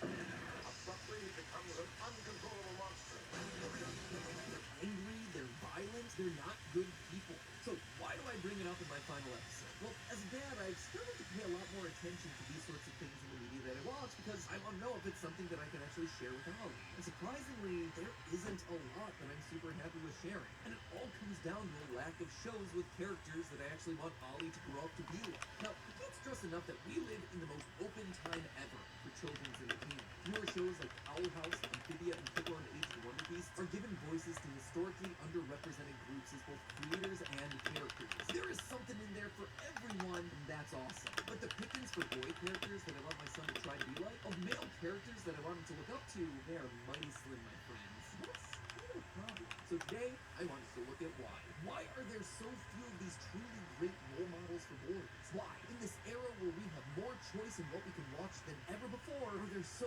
few choices that have good male role models for my son to look up to? Well, after diving into the history and economics of this sort of media, it all comes down, as it so often does, to money. Surprise, surprise. Don't touch that dial, my friends. It's time to crack this case wide open. So to start things out, it should be noted that gender identity for young children doesn't really become a factor for several years into their life. According to research, most kids don't start to identify with one gender or another until the age of 3. And it's important that they're encouraged to explore that at their own pace. The last thing you want to do is to sort kids who are still discovering themselves into boxes. And likewise, children can of course have role models who are not the same sex or gender that they are. It is awesome for boys to have role models who are women, vice versa, and everyone beyond and in between the binary. I'm just talking about it today because I want to make sure that there are good examples set across the board for everyone. And right now, the male category is pretty severely lacking. And me saying that might come as a bit of a surprise, right? Like, there are a ton of male characters out there in media. They have been the bedrock, the focus of entertainment forever. So how am I possibly standing here saying we need more male role models? Well, this is one of those episodes where just looking at the numbers isn't going to be telling you the whole story. A 2008 study from Television conducted across 24 countries found that there were twice as many male characters than female characters in children's TV. A decade later, a similar study from the Gina Davis Institute on Gender and Media found that roughly half of all episodes of children's entertainment had female leads. That is good news. Everything's balanced, as all things should be. So what's the problem? Well, again, let me be clear. This isn't a case of where are the male characters. There are plenty of them out there. We are tripping over them. Instead, this is a conversation about the quality of those characters. What's going on with the types of male characters that we keep seeing? Have you ever stopped and considered how many of them actually embody the traits that you would want a kid to emulate? At a quick glance, the modern era, it's seen a wide spectrum of overwhelmingly positive, affirming female and female-coded characters. You have everything from Doc McStuffins to the miraculous Ladybug, Hello Kitty, Bluey, Luz from the Owl House, most of the gems from Steven Universe, Carmen Sandiego, who's apparently a hero now. Barbie just had herself an empowering live-action adaptation, and she's also sort of a YouTube vlogger dishing out shockingly solid mental health advice. Maybe I'm just being really unfair on myself. You know, I don't always have to be upbeat and positive. Even parodies of the overconfident, self-reliant neo-heroine like Princess Bubblegum from Adventure Time ultimately get to be effective political leaders, excel at STEM fields, kick butt on the battlefield, and get the girl in the end. The fact that these characters exist, that is awesome. I don't want to take anything away from that. And if this is how we're overcorrecting for decades of women being trapped as damsels in distress or trophies, I am all about that. But then you look over at the boys, and things get a bit more complicated.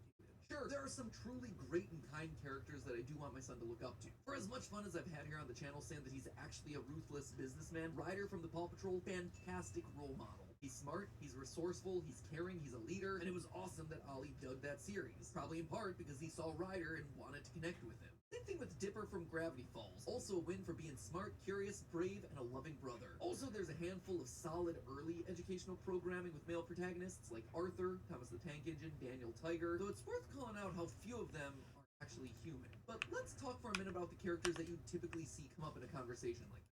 Well, the problem here is that they tend to have a huge asterisk attached to their names. Captain America, Superman, Batman, Spider-Man, the Ninja Turtles, they're all great, but the stories also involve a lot of war, crime, death, fighting in general. They tend to solve most of their problems through punching and physical violence. Aang, Luke Skywalker, Harry Potter, they're selfless heroes who do what they think's right no matter what the cost. But they're also sitting smack dab in franchises built on needing to be violent, fighting, often killing soldiers, stormtroopers, dark wizards. Not generally a drawback that you're facing from traditionally feminine skewing characters like Sophia the First or Elena of Avalor. And if they're not violent or surrounded by violence, well, very often they're just not good. Johnny Bravo's a big old womanizer. Timmy Turner's a whiny, spoiled narcissist. Jimmy Neutron's arrogant, destructive, mean to girls, and regularly uses his intelligence as an excuse for being a jerk to his friends. Even Phineas and Ferb, who are smart and resourceful and funny, are outright disobeying their parents each and every day of summer.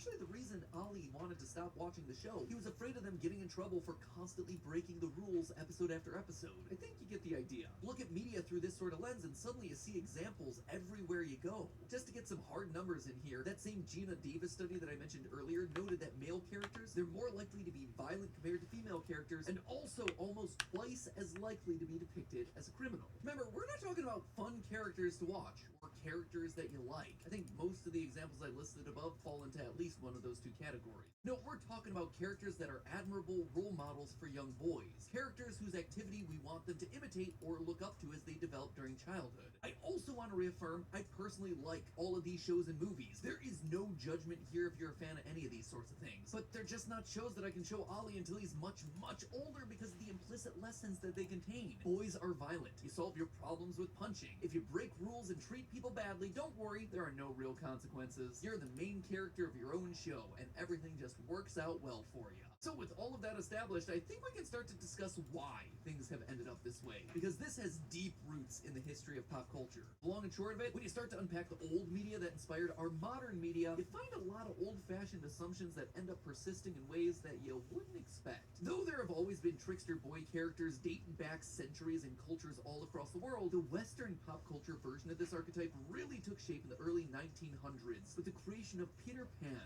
by novelist J.M. Barrie, though you probably know him best from the 1953 Disney cartoon. I cannot overstate how influential this one story was. Everyone and everything from Steven Spielberg to The Legend of Zelda was influenced by Peter Pan.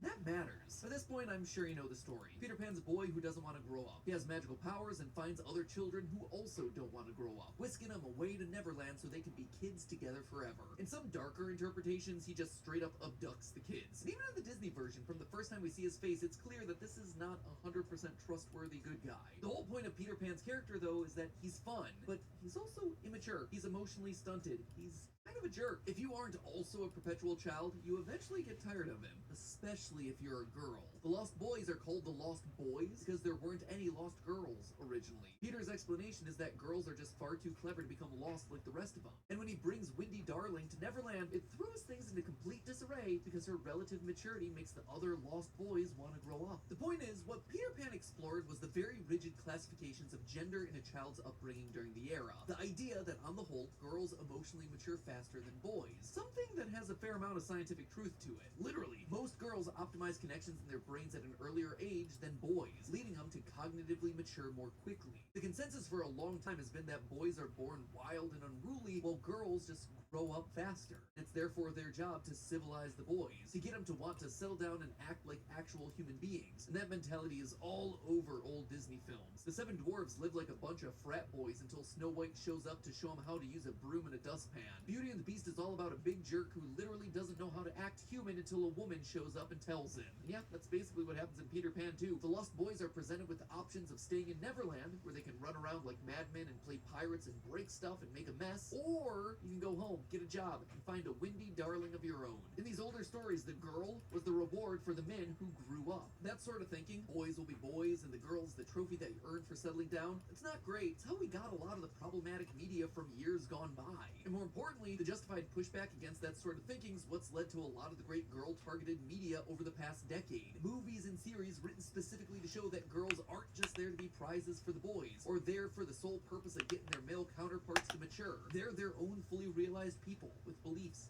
virtues, flaws, strengths and weaknesses, thoughts and feelings. But now I have to ask, why hasn't something similar happened with boys in the media? Why are so many of these male characters just stuck into older ways of thinking and writing male characters while girls have gotten to grow up? They're still stuck as Peter Pans, emotionally stunted and immature. Why? Well, there's something that all these years of hosting the channels have taught me, is that the real reason so many decisions are made in Hollywood comes down to one thing and one thing only: the money. In children's media, there's no bigger moneymaker than toys. See, in Hollywood, there's a concept known as toyetic media. This is any movie, cartoon, TV show, comic book, or whatever created for the purpose of advertising merchandise. It doesn't have to be the only purpose of the media, but a lot of decisions made in Hollywood are done so that the properties become more toyetic. A good example of this, during the pre-production of the 1990s film Batman and Robin, toy manufacturers sat in on creative meetings, and many parts of the movie were changed to be easier to make toys out of. And despite the film itself being a financial disappointment, the merchandise made enough money that Warner Brothers continued the Batman franchise with a reboot.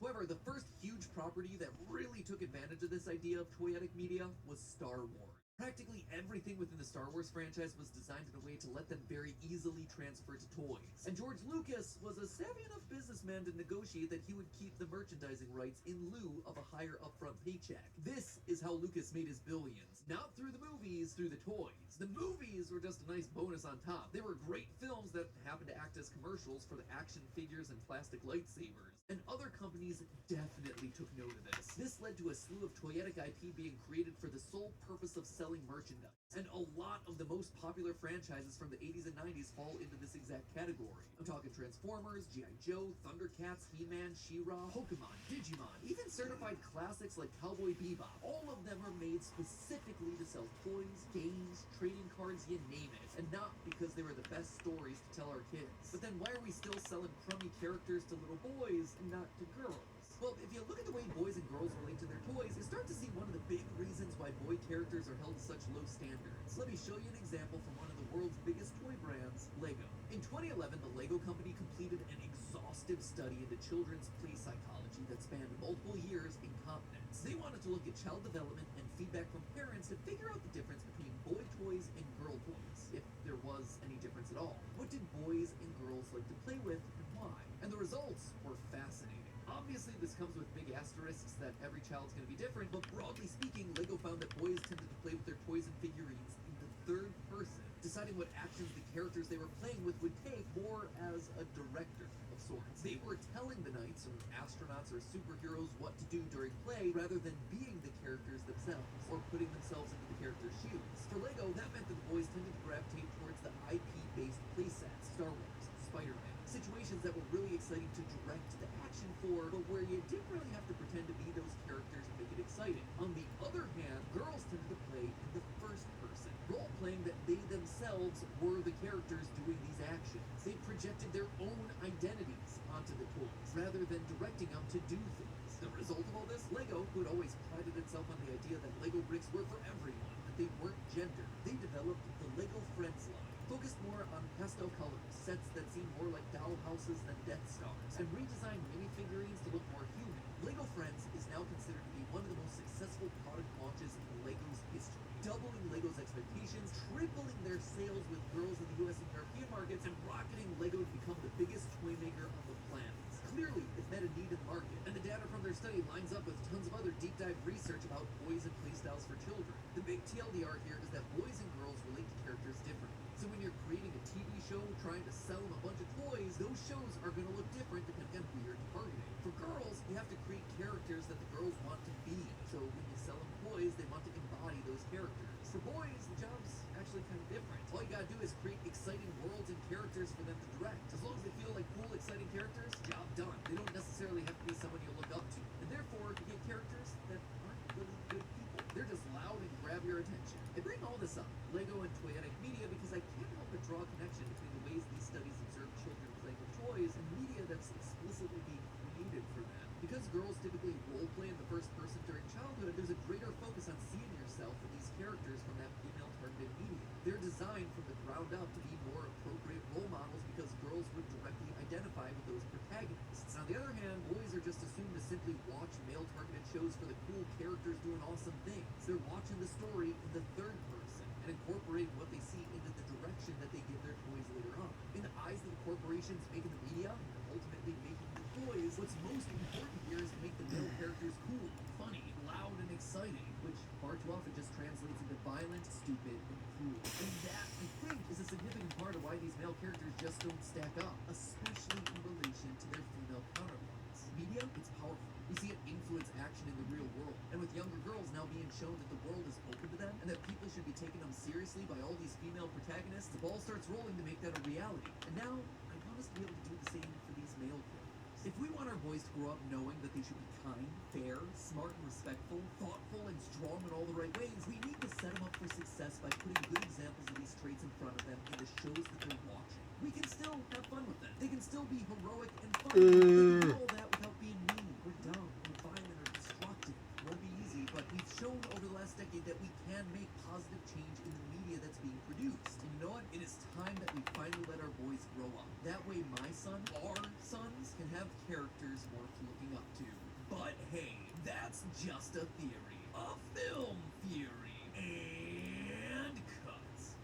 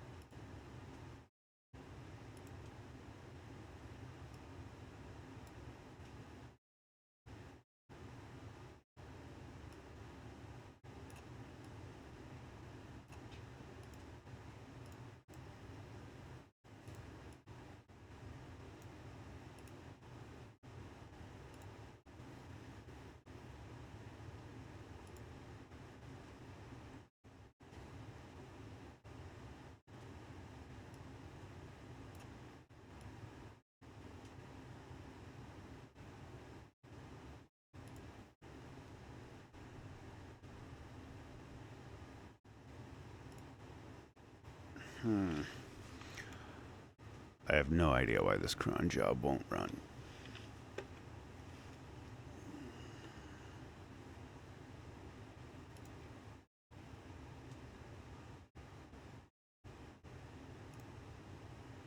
In our first story today, we're not going to bother burying the lead. A change of pace. After years of deterioration across the country and the rise of a federation of criminal gangs so powerful that they now run most of the country, the Caribbean nation of Haiti has been on the brink for some time. Now, though, it appears as if the country is on the precipice of complete and total collapse. Thousands of dangerous prisoners have been released onto the streets. The gangs are working to secure and hold the nation's main airport, and acting President Ariel Henry is stranded outside his own country, with no apparent means to get back in if the gangs can take complete control. A bold, multinational and potentially transformative intervention, finally poised to be led by Kenya after months of diplomatic chess matches, now seems as if it won't come in time to save Haiti, or any lingering hope for peace is rapidly being snuffed out. The remnants of the nation of Haiti were a Jenga tower wobbling back and forth with half its blocks already gone. And it wasn't just the removal of another brick that brought it crashing down. It was a body slam, one that came by way of the events of March the 2nd, 2024. On that day, roughly 4,800 inmates at 2 Haitian prisons, including the nearly 4,000 inmate National Penitentiary, had their Saturday night interrupted by a massive prison break. Some elements of local law enforcement appeared to stand down as the prisons were attacked from the outside by gunmen who plainly seemed to be affiliated with Haiti's gang federation. Other law enforcement officers engaged in a brief firefight with the gangs, but it wasn't anywhere near enough. Requests from 2 Haitian police unions desperately calling for police officers to respond to the prison were either not listened to or just weren't enough. Read or one of the posts, quote, "If we let gangs take the penitentiary, we are done. No one will be spared in the capital."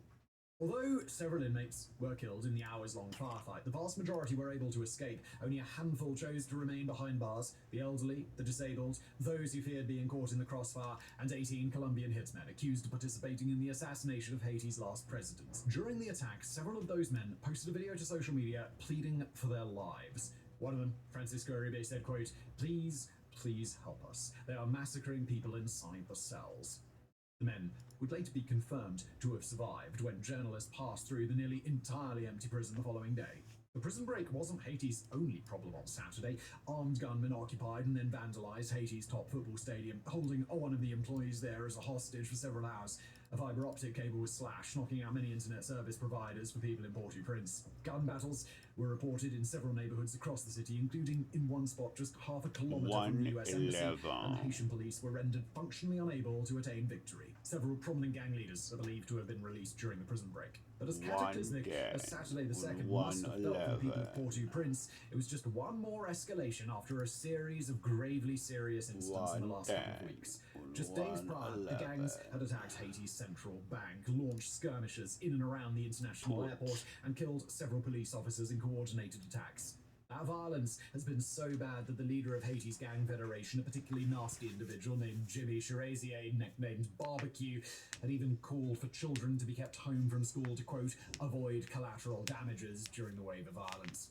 15,000 newly displaced individuals have joined Haiti's many temporarily or permanently homeless residents just in the last couple of weeks. Now, If you've been following our Haiti coverage here on the Situation Room or watching coverage of Haiti elsewhere, we'd hazard a guess that you're asking yourself a key question right now. I mean, why now? The answer is pretty straightforward. Haitian acting president and acting prime minister Ariel Henry is out of town. We've spoken at length about Ariel Henry in the past, but suffice it to say that this is not a guy who's seen as either legitimate or a force for good inside Haiti itself. He's never actually been elected to office. He's kept on delaying elections after having taken power after the aforementioned former president, Jovenel Moise, was assassinated, and he's been considered by many to have been a part of the assassination plot itself. Over the past couple of weeks, Ariel Henry has been abroad, first to attend a regional summit in Guyana, and then to make an appearance in Nairobi in order to sign a deal with Kenyan President William Ruto and clear out the final roadblocks for a long-awaited international intervention that Kenya is supposed to be spearheading. The problem with all that is Haiti's Federation of Gangs has now been presented with both a golden opportunity and a ticking time bomb, and make no mistake, they are keenly aware of both. Cause chaos, take control, and Ariel Henry would be powerless to stop the gangs from taking over his country. Allow Henry to finalise a deal with the Kenyans and come back home, and it won't be long until Haiti's gangs are at war with many more governments than just their own.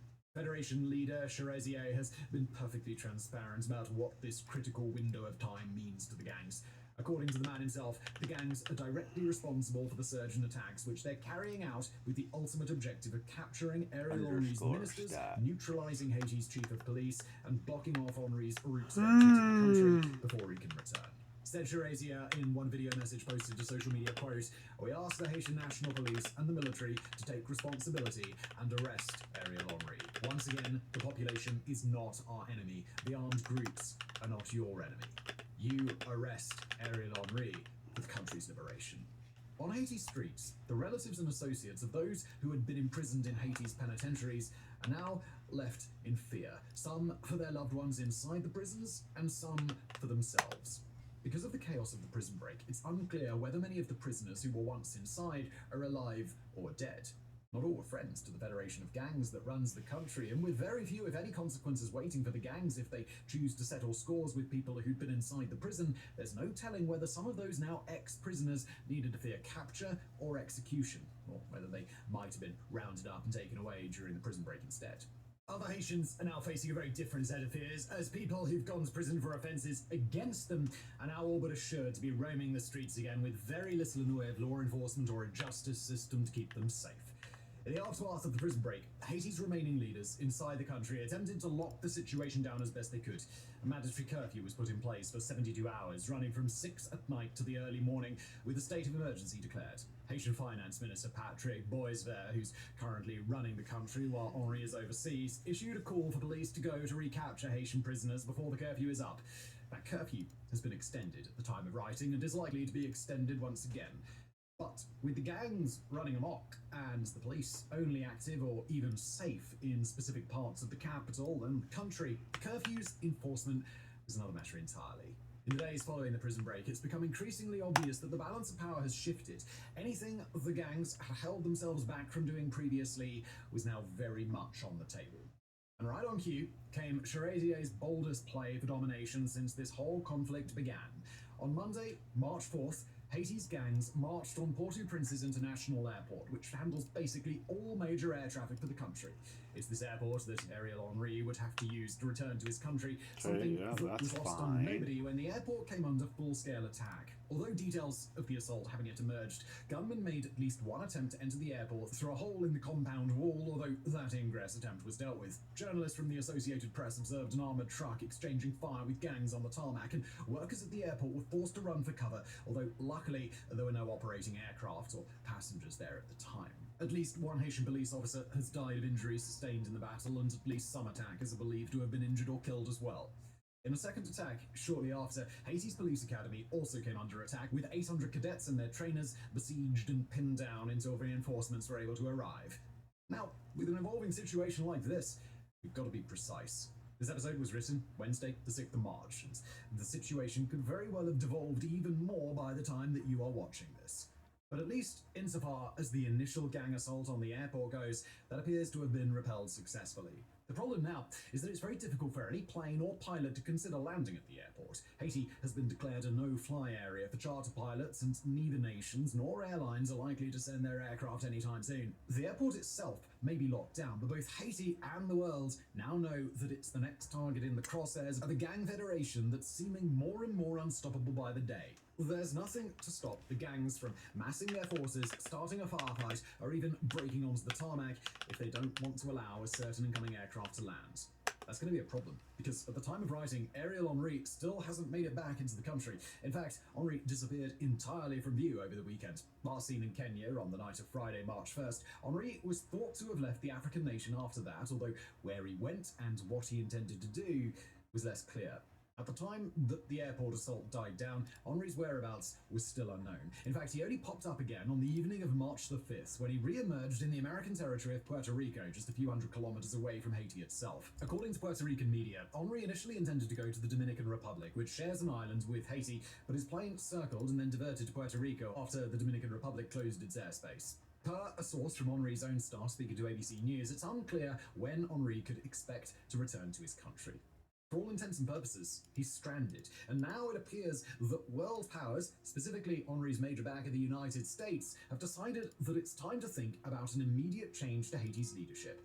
According to the Miami Herald, Henry spent the weekend in the United States trying to concoct a plan to fly to Santo Domingo in the Dominican Republic using a helicopter and across the Haitian border, thus circumventing the international airport. But with the failure of that plan, has come pressure. The US hasn't yet issued a direct call for Henry to resign. Said State Department spokesman Matthew Miller, "We are not calling on him or pushing him to resign, but we are urging him to expedite the transition to an empowered and inclusive government." But according to some reports, US officials called Henry while he was in the air before landing in Puerto Rico to persuade him to step down. Despite the apparent lack of an imminent Kenyan response to the crisis, the White House has also flatly denied any claims that America might consider sending its own troops, particularly its special forces, into Haiti. Those in the know aren't in lockstep around that decision. For example, American diplomat Dan Foote, who was a special envoy to Haiti in the wake of the Moise assassination, told the AP about a US intervention, quote, "It's an absolute necessity now. We've let this slide from worst to worst, all the while abdicating our responsibility to others." But despite that assessment, and others like it, the US seems resolute, at least for now, not to intervene in Haiti directly. As the days wear on inside Haiti, the country's remaining ministers and senior law enforcement officials are scrambling to adjust to the weight of the new targets on their backs. About 80% of Port-au-Prince is now believed to be outside the government's control, and even the areas where the government still does have dominion, they're less and less secure. The gangs have made a point of using greater firepower, attacking more planes in more coordinated ways, and even publishing videos in which police officers are killed or tortured with one clear underlining meaning: you're next. All the while, the barricades they've set up to keep government forces off their territory have only continued to grow stronger and more widespread. Haitian civilians in many parts of the city continue to avoid work or school as resources start to run lower and lower. The situation in those places is hard to assess, and casualty estimates are almost certainly an undercount, said one Haitian human rights activist to The Guardian, reporting on the situation where she is in Port-au-Prince, quote, "Everyone is hiding behind their doors at home. We can't go anywhere. My colleague had to turn back on Sunday when he went out on the streets because there were too many corpses on his route." And despite the carnage in the streets, despite the women and children now streaming into Haitian hospitals with bullet wounds, the gangs aren't just in control over the population, they're increasingly becoming the new normal. Jimmy Chirazier and his gangs might be bullies, they might even be butchers, but they're also not Ariel Henry. And in a situation like this, that sort of distinction means a lot. Said Chirazier in an impromptu press conference given in a Port-au-Prince slum, quote, "Our goal is to break the system. We are fighting against Ariel with the last drop of our blood." That sort of sentiment isn't new for the gang lords. Accurately or not, he's chosen to portray himself to Haiti as a sort of Robin Hood-esque figure, railing against a corrupt leader and political system. There are only limited options to succeed Henry if he were to step down, and while it's unlikely that Chirazier could cruise to a win a free and fair election, well, there are other ways for a man who controls most of Port-au-Prince to also gain control of the presidential palace. Said Chirazier to Reuters on Tuesday the 5th, quote, "If Ariel Henry doesn't step down, if the international community continues to support Ariel Henry, they will lead us directly into a civil war that will end in genocide." Even if Henry does return to Haiti, it's increasingly clear that the people don't want him there. Henri has long been seen as illegitimate, or at best clinging on to the last threads of legitimacy for dear life. America's calls for him to step aside, the calls from the international community, and even the calls from S.i.R are loud enough that most of Henri's own nation doesn't have any interest in seeing him retain power. He's ineffective. He's often absent. He's believed to have taken part in the plot to kill his predecessor, and he's been unable to deliver relief even from Kenya via an intervention that's been held up because of problems that Henri himself had the means to solve. Haiti's economic collapse, the unaffordable price of food in this country, and the rise of figures like S.i.R are all catastrophes for which Henri is assigned the blame. But he seems starkly opposed to actually taking any of that blame himself. At this point, Henri has lost the credibility he would need to elect a successor. Said UN spokesman Stéphane Dujarric, quote, "Any elections administered by Henri won't be accepted by the Haitian people. If not for our backing, Haitians would have thrown Henri out long ago." Luckily for Haiti's future, though, there are at least some options for a political transition that involve neither Henri nor S.i.R. According to Henri's own predecessor in the post of Prime Minister, Claude Joseph, Haiti's political opposition is working on a plan to install a 3-member transitional council if Henri resigns or is deposed. Those council members would then choose a new interim president. Meanwhile, the UN Security Council intends to meet on the subject of Haiti, at least at the time of writing, while its fellow Caribbean nations are growing louder and louder in their own calls for Henri's resignation or removal. However, it seems less and less likely that the planned Kenyan intervention could arrive in time, even if every legal and diplomatic barrier went away tomorrow. While the US has stated that Kenyan police officers are waiting on standby even now, flying them into a secure airport and setting up a proper logistical support network are another matter entirely. The clock is ticking down far too fast for that, and the gangs are working to make it abundantly clear that they will stand up to official policy and military personnel in force, whether they've come from inside Haiti or flown halfway around the world. And now from one country's gangs to another, we turn our attention to Ecuador. It was perhaps the grimmest start to the year in the whole of Latin America. In the early days of 2024, Ecuador became ground zero for an explosion of violence. In multiple cities, gangs opened fire on civilians or detonated bombs. Inmates in prisons rose up, lynching guards. As police officers were kidnapped and hospitals stormed, it became clear the government had lost control of the streets. On January the 9th, newly elected President Daniel Noboa declared the country in a state of internal armed conflict. The army was deployed and a 60-day curfew instigated, with 22 criminal gangs reclassified as terrorist organizations. It was an extreme situation, an attempt to punch back at the narco gangs and criminals that for a few terrifying days nearly brought Ecuador to its knees. The good news is that it seemed to work. By most accounts, violence in Ecuador has subsided with the military on the streets. The New York Times reports cheering crowds celebrating the arrival of soldiers in Guayaquil. Axios claims that in the first 3 weeks of the state of emergency alone, murders dropped from 27 a day to 11. Now, to be clear, that is still a lot of murders for a country of 18 million people, but it is an improvement on what came before.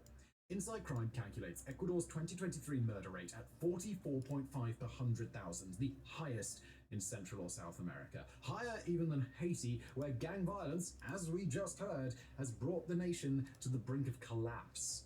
But while this drop in violence is good news for Ecuadorians, it's also been accompanied by function display data ending at mining pool info div. Violence in Ecuador has decreased, yet the cost of the nationwide deployment have taken a hit to the already fragile Ecuadorian economy. Or to quote security analyst Daniel Ponson in a conversation with The Telegraph, taking back control of the penitentiaries is one thing, but a military occupation is not sustainable. The problem is that Ecuador's finances have been in dire shape for a long time. According to the Financial Times, 2023 ended with Quito suffering a fiscal deficit of $5.7 billion, equivalent to 4.8% of the country's GDP. A problem compounded by government revenues dropping 10% over the same period. As a result, even before the internal armed conflict broke out, Quito was struggling to pay the bills. Local government salaries, contractor invoices, and social security payments were all delayed. And it's not like Ecuador can go looking for loans to bridge the gap. As a nation infamous for its debt defaults, Ecuador's access to capital markets is pretty limited. Already, the government owes $47.4 billion. This is where things get tricky for the anti-gang crackdown. According to the Ministry of Economy and Finance, funding the internal armed conflict will cost an additional $1.02 billion each year until it concludes. That is a lot of money for a nation that's already in bad financial shape. And while there's no suggestion soldiers will not receive necessary kit, such tight budgets can impact the war with the gangs in other ways. One of the grimmest revolves around the fate of prosecutors. Unlike the crackdown in El Salvador, Ecuador is still trying to arrange fair trials for arrested gang members. Cesar Suarez, for example, was leading the case against the suspects who stormed a TV studio live on air. We used the past tense because on January the 17th, Cesar Suarez was gunned down in broad daylight. It later emerged that he lacked round-the-clock police protection. In this, he was not alone. Police protection is one of the things Quito currently can't afford. The Economist reports that prosecutors are sometimes forced to pay security escorts, food and travel costs out of their own pocket. As such, it may be surprising to hear that Suarez was only the latest in a long line of 8 prosecutors who have been murdered since 2022. On the other side of the equation, a lack of money means an inability to fund the social programs that might give teenagers in deprived neighborhoods other options beyond joining the gangs. As foreign policy puts it, poverty and violence leave these Ecuadorian youth with limited alternative opportunities, creating the ideal environment for gangs to recruit and flourish.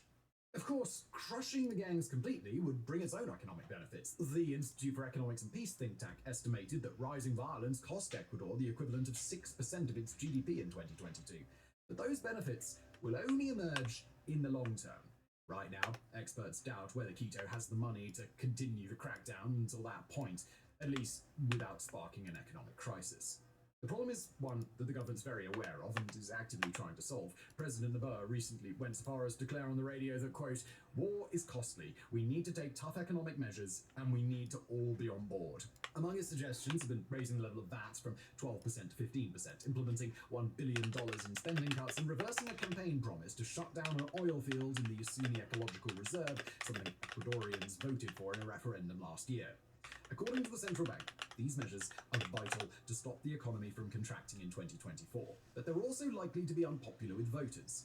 And it's here that we get to another major difference between the gang crackdowns in Ecuador and El Salvador. While Nayib Bukele just won re-election in the latter nation, President Naboa is serving out the term of a predecessor who stepped down and will have to face the country in 2025. And while Bukele's party has a majority in El Salvador's legislative assembly, Naboa is having to work with fractious opposition parties that don't want to pass unpopular laws as an election year approaches. The VAT rise, for example, was delayed by lawmakers both to the left and to the right of the centrist Naboa. It was only recently passed on the condition that windfall taxes simultaneously be slapped on banks and a new tax be brought in on currency outflows. Although the bill did at least become law, the wrangling over it, even amid a freshly declared state of emergency, shows how much tougher raising funds internally could be from now on. All of which may be why Quito is also looking abroad for some much-needed cash. The most obvious source is the economic superpower some 3,000 kilometers to the north. The United States, along with the EU and Colombia, has already promised funds to help Ecuador fight its internal armed conflict. A 5-year aid package agreed with Washington at the end of January should bring in a needed cash injection of $93 million. Now, unfortunately, that's probably not enough. Although some compared the package to the planned Colombia program that funded Bogota's fight against cartels, paramilitaries and leftist guerrillas between 2000 and 2015, Inside Crime has pointed out that the Ecuadorian package is tiny by comparison. According to the think tank, Plan Colombia sent Bogota close to $650 million a year across a decade and a half, 70% of which went on military equipment, intelligence work, and training. Ecuador, by contrast, will get less than $100 million spread out over 5 years, with much of that earmarked for things like capacity building, military and equipment. 26 It's not even seconds. clear a plan Ecuador would be that helpful. After all, Colombia still remains the world's top cocaine producer. Although the paramilitaries and guerrillas disarmed, its narco gangs remain intact, and while much lower than that of Ecuador, its murder rate is still on par with Mexico and Venezuela. But the bigger reason why no Plan Colombia is likely to be signed off for Quito is likely to do with Ecuador's institutions. As Inside Crime writes, quote, "Ecuador's institutions are severely debilitated and corrupt, making intelligence sharing a double-edged sword." Hence why the White House and Congress have been looking for alternative ways to keep Ecuador's military afloat. One unconventional method was a recent deal that would have seen Quito donate its old Soviet-bought weapon systems to America, which would then ship them on to Ukraine. In return, Uncle Sam would have reimbursed Ecuador with newer military equipment.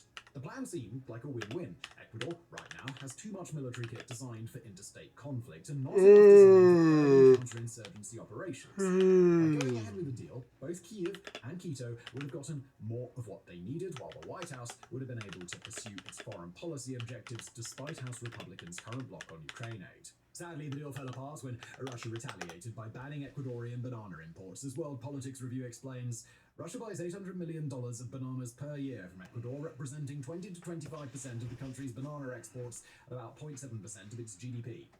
As such, perhaps it was no surprise that Noboa called off the plan. A better, if longer-term route to get Ecuador the help it needs might lie through Congress, specifically through the Innovation and Development in Ecuador Act, better known as IDEA. Currently, Ecuador faces steep tariffs on most products it exports to the US. IDEA would eliminate 99% of those tariffs, most likely resulting in an economic boom for Quito. Foreign policy claims this would both put the country on sounder financial footing for its war on gangs, while also boosting job opportunities in deprived areas, thus hopefully giving vulnerable youngsters legitimate alternatives to joining the gangs. It's a nice idea, and probably something that would massively help decrease violence in Ecuador in the long run, but it doesn't solve the immediate problem of money worries in 2024. And make no mistake, solving Quito's cash flow problem is something everyone should care about. Since Noboa announced the internal armed conflict, Ecuador's gangs have gone unusually quiet. As we mentioned at the beginning of this section, crime rates have fallen noticeably. But that doesn't mean the gangs have vanished. With tens of thousands of active members, despite the recent wave of arrests and funding and weaponry from Mexico's cartels, the gangs could put up a bigger fight than they have. Instead, they seem to have adopted a lie low and see approach, reducing their violence even as they continue shipping cocaine on a vast scale. To quote the Telegraph, while Noboa wages war against the gangs in their neighborhoods, cocaine continues to be shipped through Ecuador. Since the beginning of the latest state of emergency, 43 tons of the drug have been seized. Cocaine laboratories remain active, according to sources inside Ecuador's intelligence services. End quote. If that's the case, then the gangs may simply re-emerge when the crackdown is over, when the expense of a nationwide military deployment finally gets to be too much for the government. Again, this is not something you should expect to see in the near future. Ecuador is not on the verge of bankruptcy or failing to pay its soldiers' salaries or anything drastic like that. But in the medium term, the cost of all this deployment will mount, and there may come a time when it is simply no longer feasible to keep up the pressure on the gangs to this degree. If this comes to pass, if no Ecuadorian or international solution is found, then the effects are likely to be felt even in the United States. Last year, as Ecuador's murder rate soared, so too did migration levels. US Border Patrol reported an over 300% increase in encounters with unauthorized Ecuadorians in 2023. Further south, Panamanian authorities reported that Ecuadorians were only second to Venezuelans in trying to cross the Darien Gap. Should the gangs re-emerge, then we're likely to see a return to these migration patterns. For now, though, let's hope that Quito and its allies can find solutions to Ecuador's medium and long-term funding problems, solutions that don't just keep the gangs in their current box, but eliminate the harsh conditions that led to their rise in the first place. And finally, today we're going to turn our attention to Europe and Germany's biggest intelligence breach in decades. Now look, as propaganda coups go, it was near impossible to beat. On Friday, March the 1st, chief editor of the Russian state-owned channel RT, Margarita Simonian, published a 38-minute clip on social media. Its contents were the exact sort of explosive revelation that journalists reserve the cliché bombshell for. A discussion between top German Air Force officials, including Luftwaffe Chief Ingo Gerhardt, the clip clearly came from a high-level meeting. But it was what the officials were talking about, as opposed to the clip's mere existence, that made it so jaw-dropping. Over nearly 40 minutes, the officers present discussed French and British military secrets. They strongly implied the US had instructors on the ground in Ukraine, and they revealed surprising deficiencies in Germany's own air force. However, the part that really made headlines was the discussion of Taurus. Specifically, the part where they discussed Ukraine potentially using it to destroy the Kerch Bridge linking Crimea to mainland Russia. A high-tech German cruise missile, Taurus has been on Ukraine's wish list since at least spring of 2023, when Kiev asked Berlin to donate the weapon. And it's easy to see why. With a range of 500 kilometers and advanced stealth technology, Taurus would be a nightmare for Russia. It would be capable of hitting targets across the whole of Crimea, as well as air bases within Russia itself. The missile's warhead is also notoriously powerful. It's able to penetrate through deep layers of reinforced concrete, in order to destroy a target. Given that the limited number of Scalp and Storm Shadow missiles provided by France and Britain have already caused massive headaches for Russia, adding Taurus to Ukraine's portfolio would be a massive boost. In a leaked conference call, the officers estimated that between 10 and 20 of them would be sufficient to take out the Kerch Bridge. Yet German Chancellor Olaf Scholz has been wary of donating Kiev such a potent missile, wary of the escalation that might ensue should Ukraine use Taurus to hit Moscow, wary too of the potential need for German support crews to help with targeting.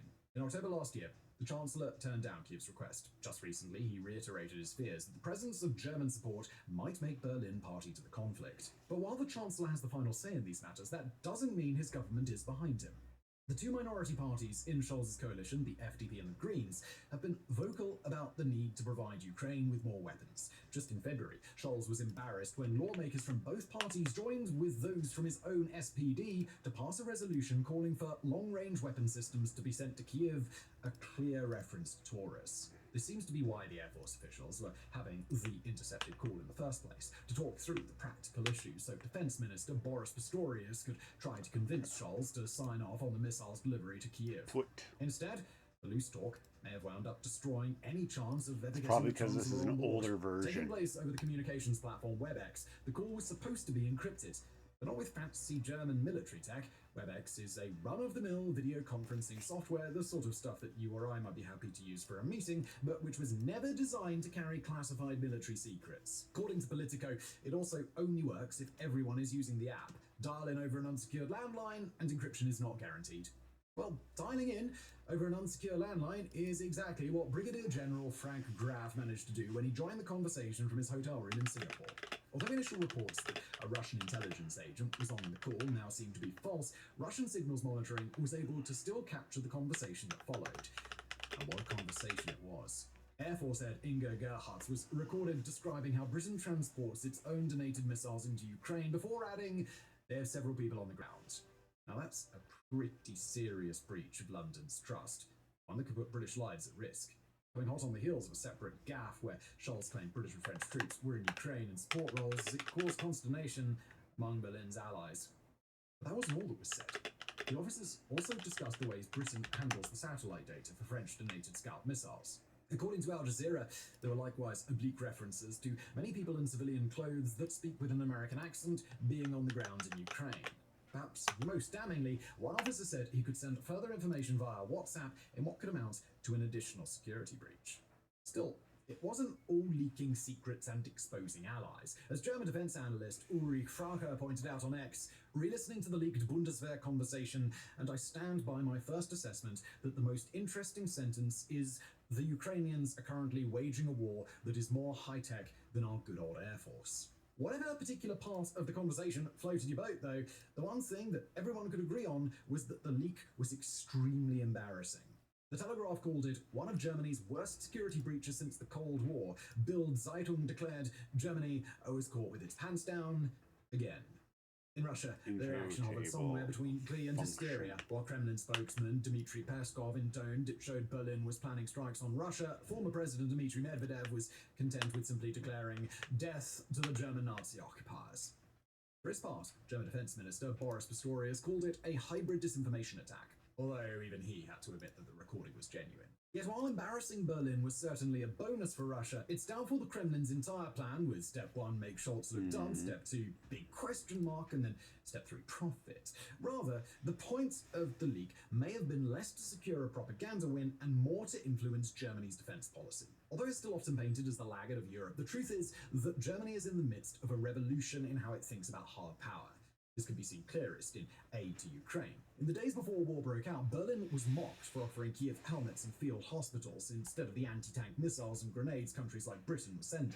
Once the full-scale invasion began, German aid trailed that of peer nations. Today, though, that narrative has been flipped on its head. Today, Germany is the second largest supplier of military aid to Ukraine after the United States, ahead of Britain, ahead of Poland, and way ahead of France. This year alone, Berlin will deliver 7.5 billion euros worth of military equipment to Kiev. Overall, Germany's commitments over the coming years total nearly 18 billion euros.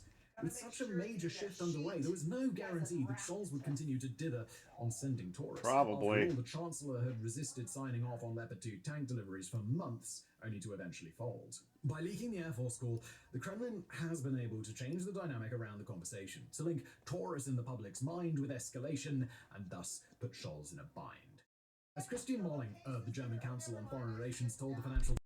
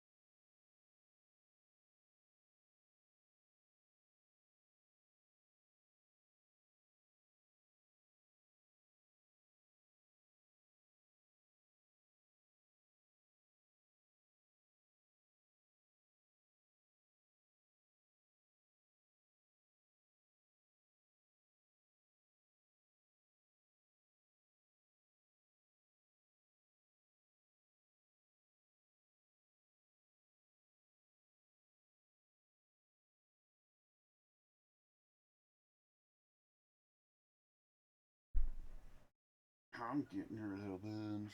Oh, it's so sweet. Yeah, the little baby ears. Oh, those are little baby ears.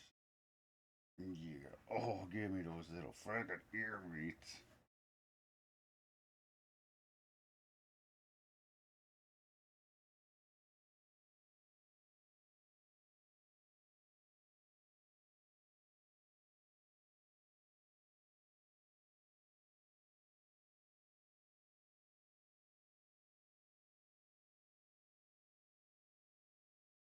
Oh my god, just will squish this little baby.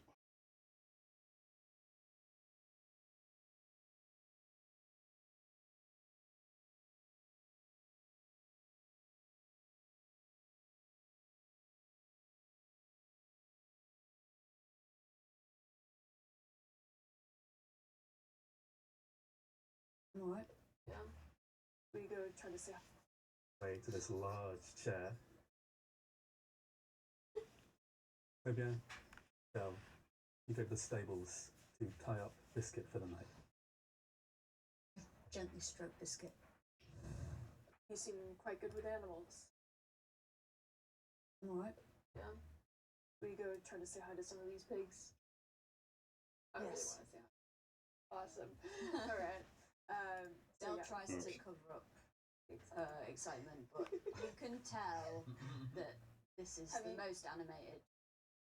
Have you seen pigs before? I've seen pigs. Okay, cool. Have you? Yeah. I've seen pigs. I used to work on a farm. We had a couple pigs. What other animals did you have on the farm? We had goats. Had a little a farm cat, which I know is kind of weird with me. You know, we had a farm cat. And they were lovely. Had a dog. Obviously, a couple horses. Ostrich. Lots of animals. The ostrich is unusual. Yeah. Their name was Long Neck. We're not good at coming up with names. Anyways, let's go. Do you want to go check out these pigs? All right, Biscuit's all. Set Biscuit up. Del's already hunting for the pigs. I roll perception. Fine. I'll tell you what I'm gonna roll, Tom. Perception is excellent. Oh, so squeezable. You see every pig in the universe. Like sort of Professor Xavier with the Cerebro for pigs. My piggy children, I found you. I turn into a pig. The whole rest of the campaign, you're just a pig on this farm. What a waste. So, what were you trying to do with that perception check? Find the pigs. Silly, on a natural 20, you found yourself some fucking pigs. You found yourself some fucking pigs. I want to find some pigs. Pigs that we were told were right next to where the horse was standing. Yeah, watch out for them. Nobody in the history of pig finding has ever found pigs as fast as you have found pigs. Today, tonight, in this place and time. I am not surprised by how quickly I found. I'm like, this is normal for me. Yeah, you find pigs pretty quick. I found them. Nice. They're over here. Del, Great. pig finder. Yeah. Finding pigs a bit intelligent thing. How many pigs are there? On a natural 20, I think you deserve a little more than just some pigs. All of the pigs, every last one, are standing stock still and watching the main building. That's weird. Oh my gosh, I'll squish your baby character. I'll fucking squish him. I'll get your little snuggliness. Lever now. So I found a patch of grass.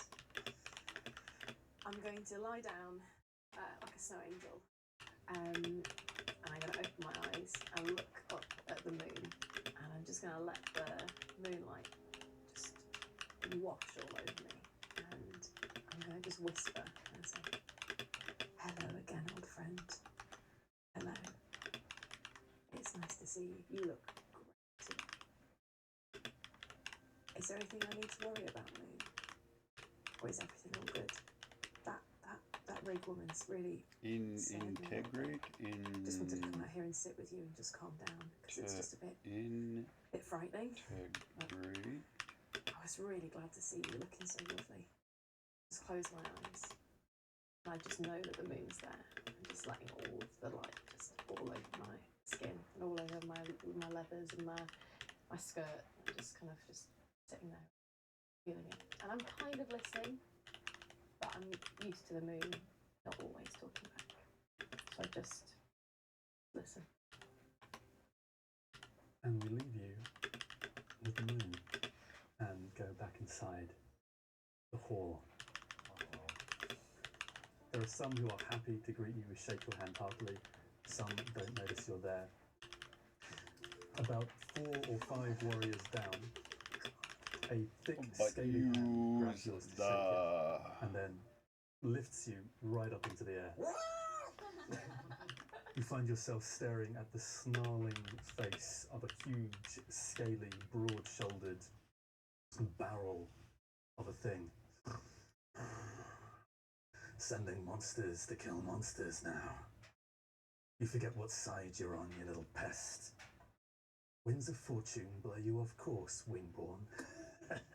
Raises you even higher. Look, everyone, no need to venture into the dark. We've already caught one. Just a tiddler, though. I'm not wingborn. I'm out breath. A nothing. You're a worm groveler.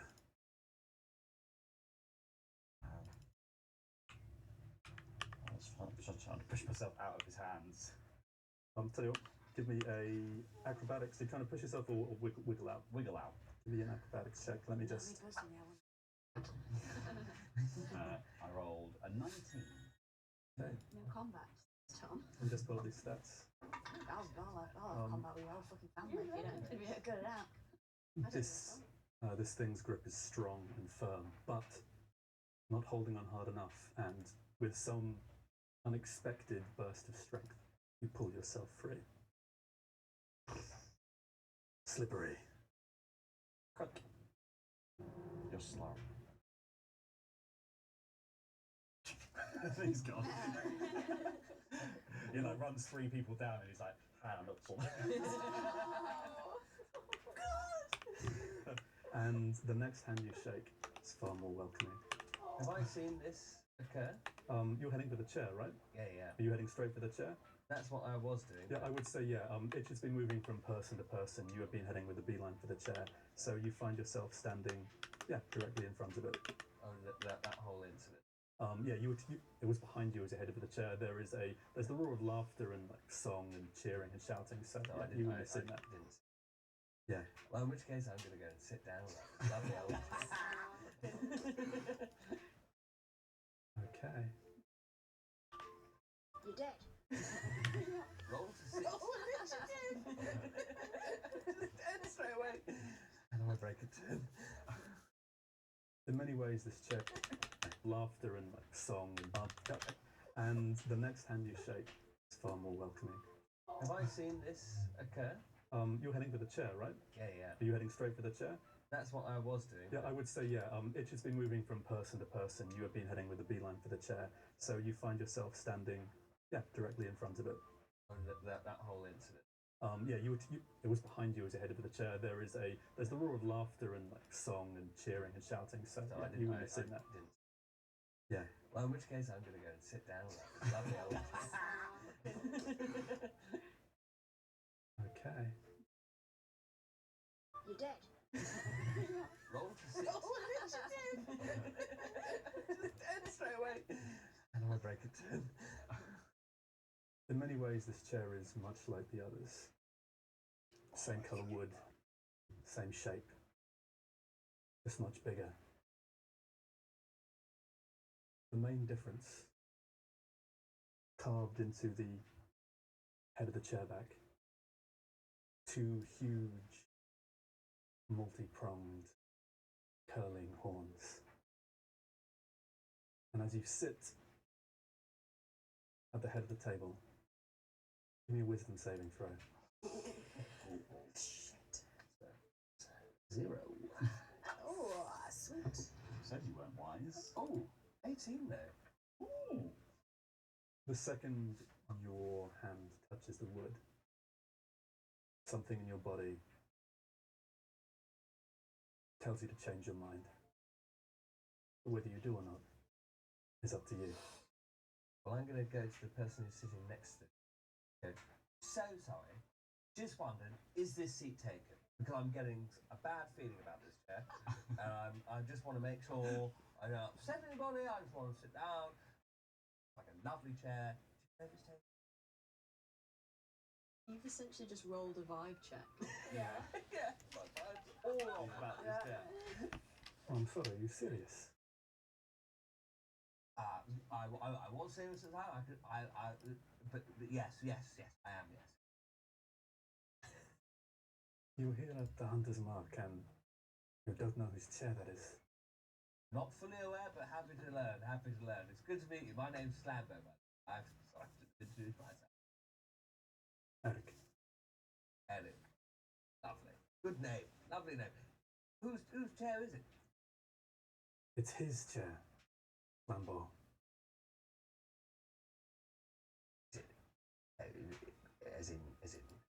Is it Eric? Is it no? No, is it maybe Richards? That would be funny. It's quite a big chair for a little man. Who's he?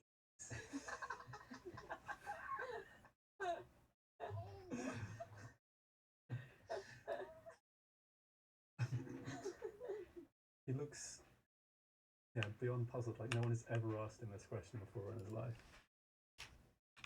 It's the Hunter's chair.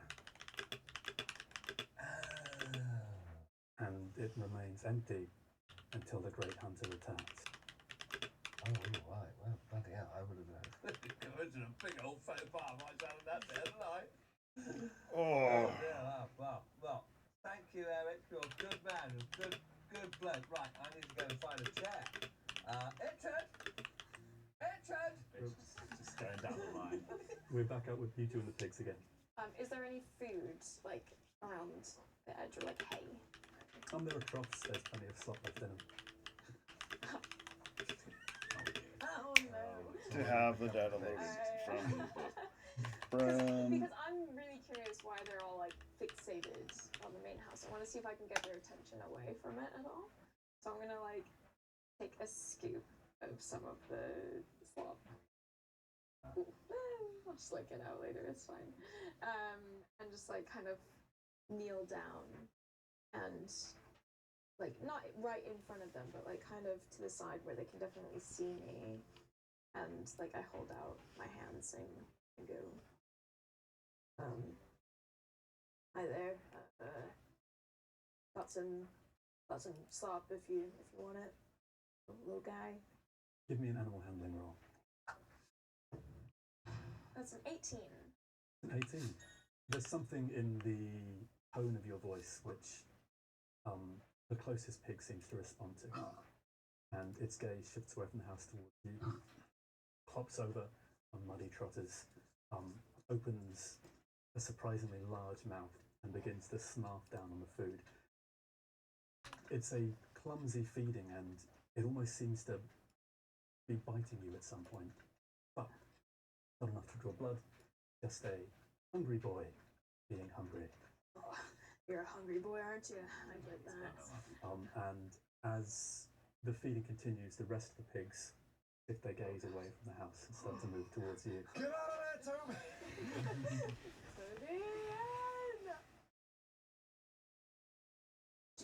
Do I notice this still? And Yeah, I'm you like, notice this sort of... I mean, there is nothing these pigs are going to do in the next hour that you won't notice on that natural 20.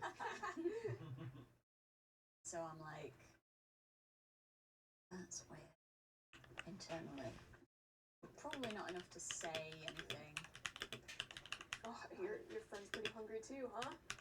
Oh, I mean, I can get some more slop, I guess. I watch the pigs and try and work out why they don't remind me of other pigs I've seen. I think we can still honour that natural 20. I'm not gonna argue. Really intends to go through the entire game on that. Yeah. Yeah. I'm only doing pig-based stuff from now on. Pigs and farms, pigs in general are kind of known for being dirty. It's their thing. These are the filthiest pigs you have ever seen. Almost too filthy. Maybe someone's not taking care of them. They're strange. I say we feed the little guys. They look very hungry. Help.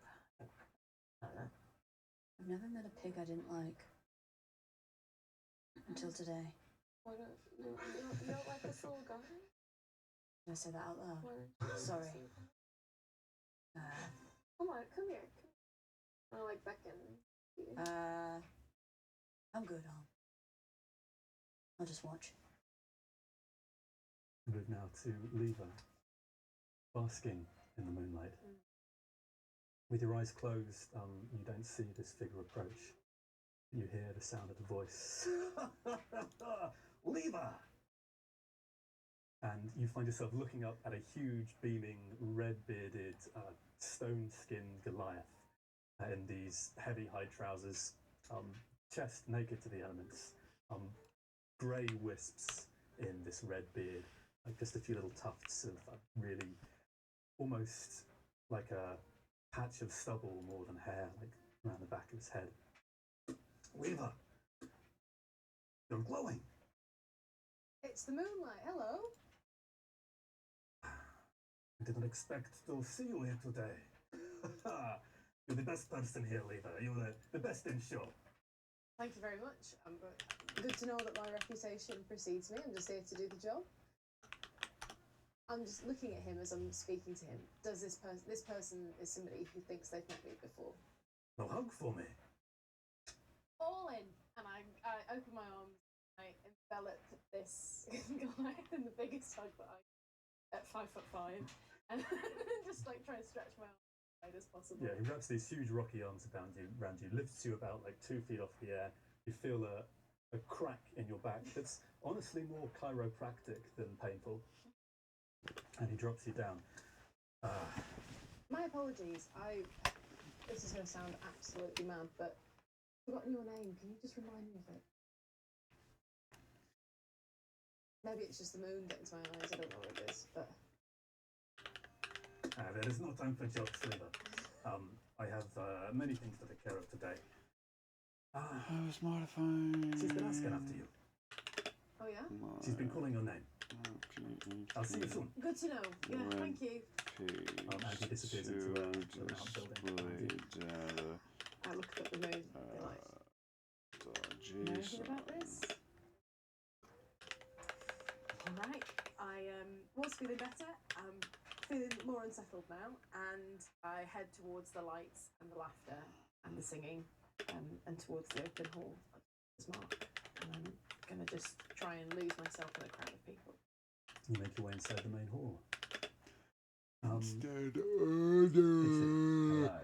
You've been doing the round, shaking more hands. People, on the most part, are welcoming, but this big, sort of scaled, almost sort of draconic-looking figure isn't taking their eyes off you. But otherwise, yeah, nothing but warm welcomes. A few maybe uncomfortable looks, but no open hostility. Cool. I think I would have gone all the way around, and I probably have reached Sambo, and I'm just like, hello, oh, I know you.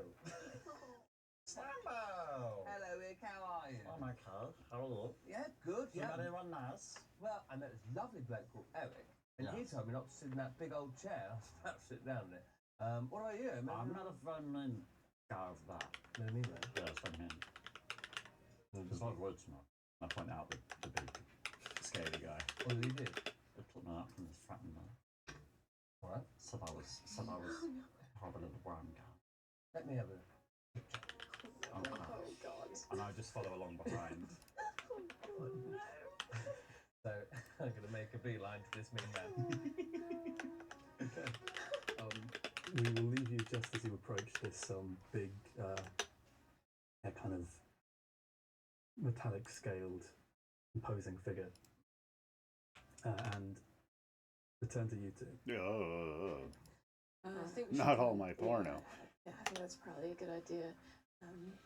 Sorry, little guys. And then I, like, gently put my paw up towards the side of its face to see if it will let me do like a little scritch before I go away. Will let me scritch its ear. You achieve a little scritch. It gives you a little nip. Again, nothing to break the skin, but it didn't seem friendly. It is smiling there. I don't like these things. I hate that so much. I'm worried about what these things are. Did you say you were heading back inside? Yeah. As I do, I kind of shoot a worried look at Biscuit. Is it Biscuits or Biscuit? Biscuit. And I just kind of assess the pigs are locked in. The pigs are very securely locked in. Then I'm gone. Normally, you would just see wooden fencing, but yeah, there's some strong metal here. I take a little cloth out of my jacket as well and wipe off my paws to make sure there's no slop still on them. Just clean it up. As the two of you make your way inside, Tobian, you step through the threshold into the hall. Bell, a hand rests on your shoulder. Now going to rejoin Slambo. As we're walking up, I think it's just saying to Slambo, it's like, "Oh, be careful though, Slambo. They're a silent, but I don't want to add to the horde. There's animals.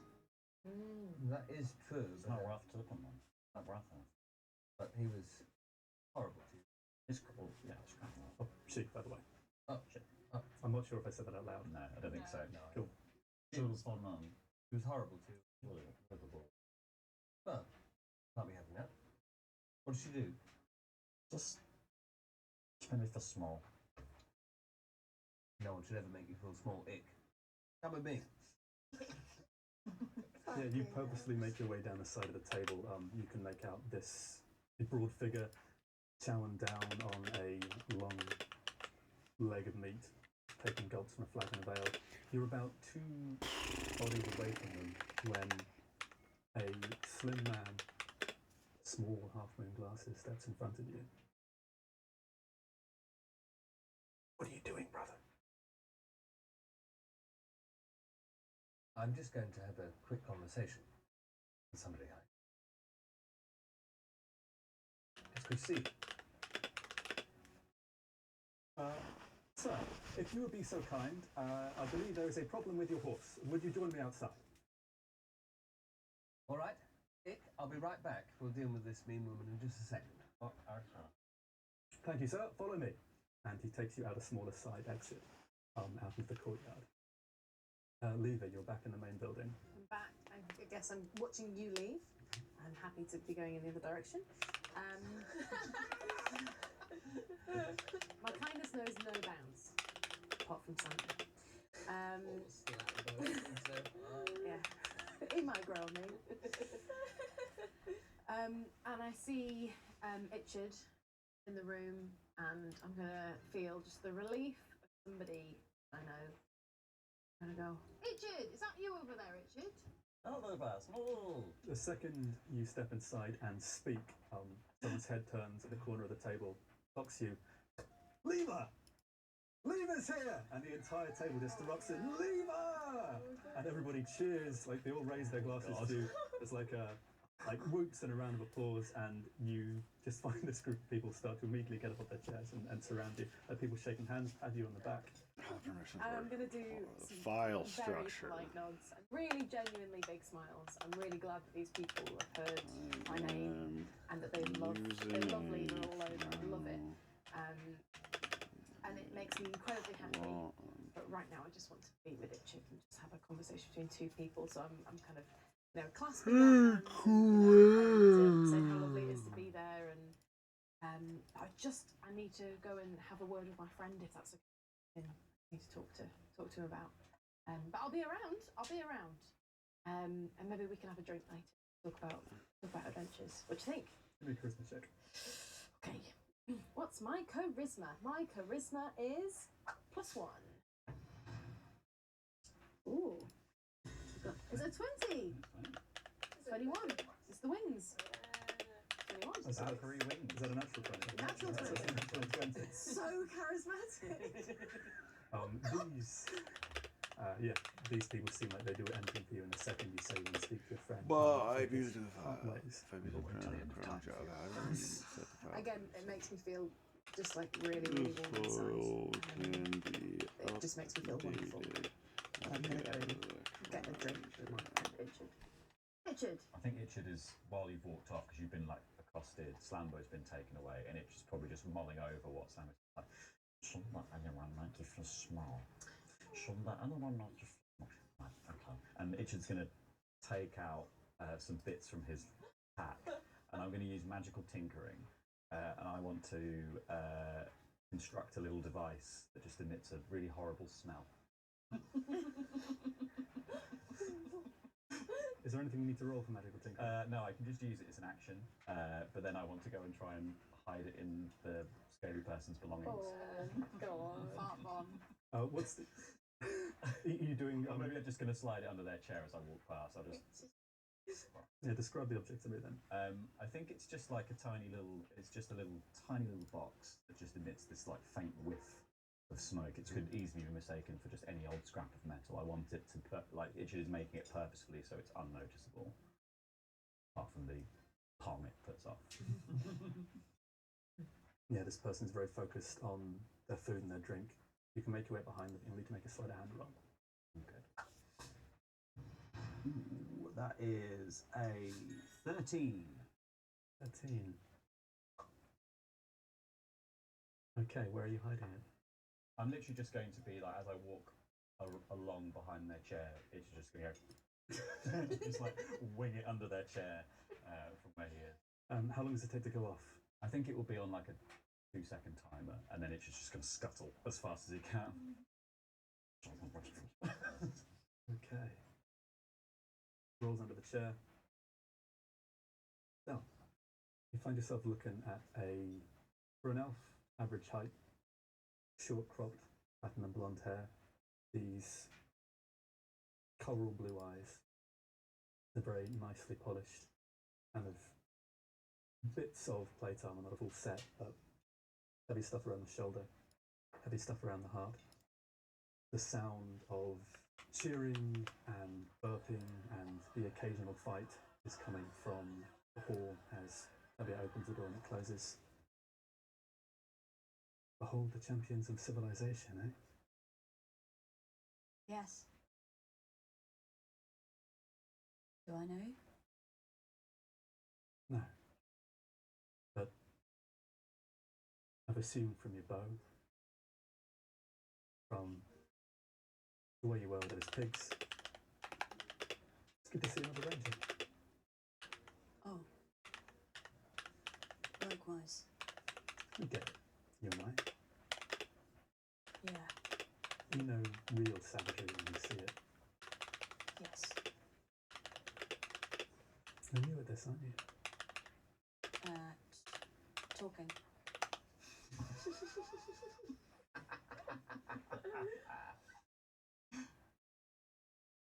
Suppose I am. Well, you too. More of a woman of action. What was your name, sorry? Coral. Coral. Nice to meet you, Coral. Hold out a hand. Take it. It is a soft and firm shake. Well, maybe you're a little newer at this than me. Not talking, but the thing we've come here to do. But I sense a kindred spirit, and I've picked up one thing, I think, so far. She clutches this little pendant locket hanging over her chest. Know your enemy. Sorry, what was your name? I'm momentarily distracted. I think she's pointing at her breasts. And then I realise she's pointing at the necklace. I'm really glad that I didn't say any of that out loud. And I've picked up one thing, I think, so far. She clutches this little pendant locket hang over a chest. Know your enemy. Sorry, what was your name? I'm momentarily distracted. I think she's pointing at her breasts. And then I realise she's pointing at the necklace. Kind of. I'm really glad that I didn't say any of that out loud. And yes, well, it's the first thing you learn in the wild. Know what you're looking at before you shoot. Do I recognise the necklace? Do I know what she's on about? Or am I just like... Give me an insight check. Okay. The enemy is my breasts. I love the idea that her breasts are her enemy. 14 plus 3. Oh, we're getting closer. So 17. 17. She seems happy to see you. Okay. And the advice seems honest. A bit intense. Very interested in you there. I don't mind that. Right. What does the necklace look like? It's a little spherical pendant. I'm not good at drawing. You can write down spherical pendant if you I like. could do that, couldn't I? But I've already drawn a pendant. You've just drawn a circle with 2 lines on it. That could be anything. No, don't look. It could be Olympic gold medal for all we know. Just a little Yeah. So she has a spherical pendant, and she's warning me about something. I think. That's what I'm thinking. Spherical pendant, nice lady. Coral. This is how I would take notes if I was... Because sometimes I do take notes because I have a really bad memory.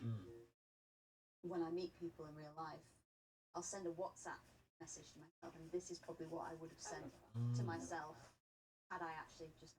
Now I want Tilly to WhatsApp message. No. Send herself about all of us. Fucking asshole. Nice button. Nightmare to work with, avoid. Leads to eat shit. Dell's very touched by this. Dell's not someone who often is noticed or positive interactions happen right off the bat. So, very fond of Coral already. And she just says, okay, I'll bear that in mind. Thank you. Tip. I appreciate it. If there's anything I can do to help you. Thank you. If I need something from you, I'll be sure to ask. Sure. Good talk. Toby, as you make your way inside, immediately an overwhelming mix of sensations. Could you please give me a perception check? Oh boy. Whoops. That sucks. That is a 20. Not natural. 30. Okay. Immediately you are overwhelmed by the smells, sights, this huge banqueting hall, this colossal almost chair empty at the top of the table, this balcony of shadowy shapes above you. And as you try to make sense of this din and you take in the full room around you, you notice somebody standing on the balcony. Wait a minute. They seem to be looking at Slambo as he makes his way outside around the same time you make your way in. Lever, Richard, Del, you. And they keep looking around. I know that. It's a very small, soft-looking man. Not soft, gentle. Something else. On that 30-20, you are reminded of that joke about like 3 kids standing on each other's shoulders wearing a coat. Okay.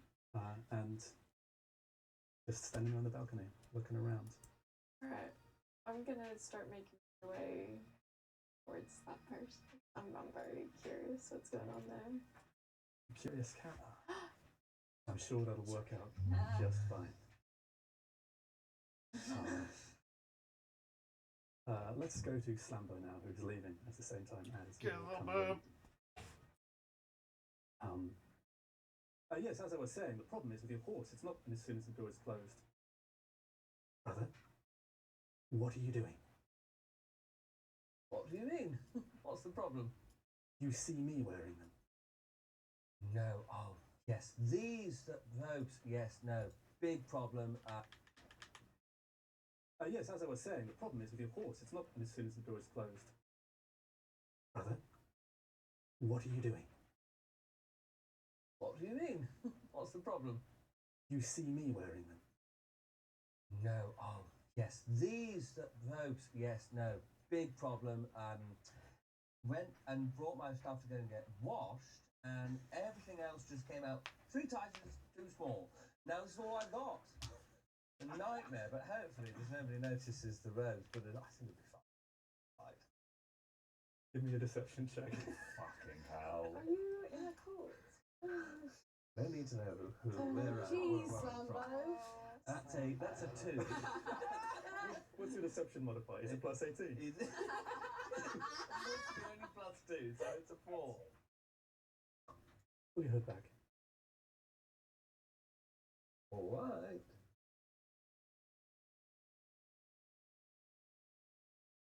Now, let's see your chest. Okay. And my chest showing. How much of your chest are you showing? I'm going to show enough of what he needs to see. There. The mark, essentially. Is that good enough for you?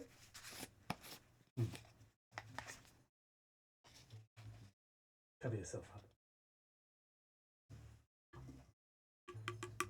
Goes back inside. And it's just you. And the night air. And a familiar smoking from behind.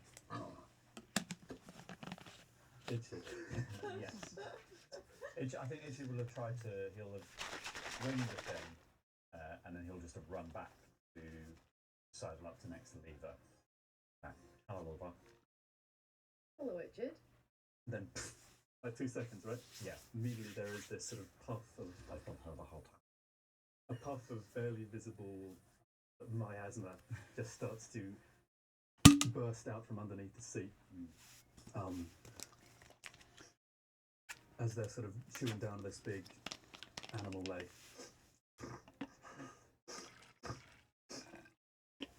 Takes one big inhale through the nose and then immediately starts snarling, grabs like a flagon of ale, drinks the whole thing down. Like eyes start to water, starts looking around. I'm not looking, I'm just looking at the floor talking to Lever. I'm looking though, because this is weird. What else going outside, by the way? Something interesting happened like that. Are we going outside? Is that what we're doing, Itchy? No, I was just wondering what we were doing outside. Breathful. And this thing just starts, this person just starts lumbering down the side of the table towards you. You done fucked up. Do I see this happening? You've made your way up the steps. As you find yourself on the balcony, there you can now see, like above this kind of chandelier light, that this whole sort of balcony gallery area is decorated with horns and teeth and hides and skulls, just bleached and arranged and displayed body parts from a huge variety of like wild and, from what you can see, ferocious looking animals. At one end of the balcony, directly above the large chair, or the end of the room where the large chair is, there is a huge plinth that is empty. At the opposite end, of course, there is a tank of water and another plinth. And then just on the corner next to the one you climbed the stairs on, the other side of this empty plinth, the door just swings slightly. Okay. Do I not see the person anymore? Do I not see them? Where they were standing is where that swinging door is. Oh, okay. Well, I go to that door then, peek my head in, just like open it slightly. Give me a wisdom save. Oh God. dear. That's a 16. 16. You get a twinge in the back of your neck. You feel very conscious of that tank of water. A door swings and stops. I draw my attention towards the tank of water, go over to it, give it a couple sniffs. Don't notice anything weird about it. The water is almost ink black. Almost.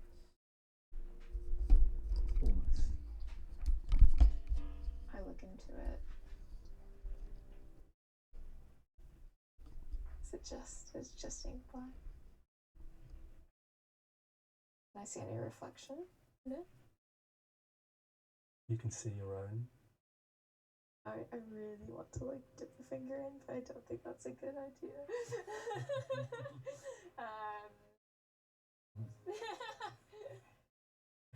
Why? So it's on a plinth. It's on a plinth. There is glass on all 8 sides of this kind of tube tank.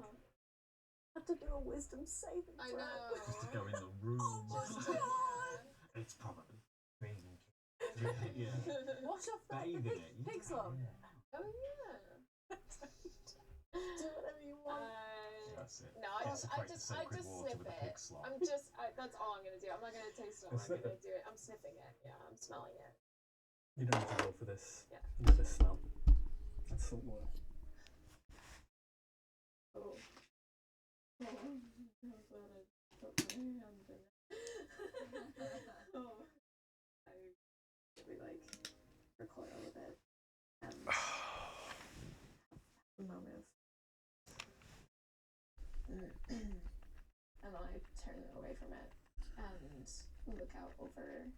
Is it like there's a balcony, right? Because I can see into it. So yeah, I look out over the balcony. And you see this hulking kind of iconic figure stalking, like pushing other warriors out of the way, purposely toward this part of the room where Richard and Leva are in conversation. Oh. Alright, I start going back down the stairs. I'm going to need... I don't know recommendations for my places for dinner. Where is your attention going? My attention is, I'm pretty aware that this person is, but I'm just sort of trying not to make eye contact. It's all periphery, and I just stood by Leva. Can I step between them if I've seen this? You can if you like. Yeah, I'm gonna just step right in front of Richard and just put my hand out. Like, hello, I don't believe we've met. My name's Leva Waxman. Have we met before? Give me an intimidation check.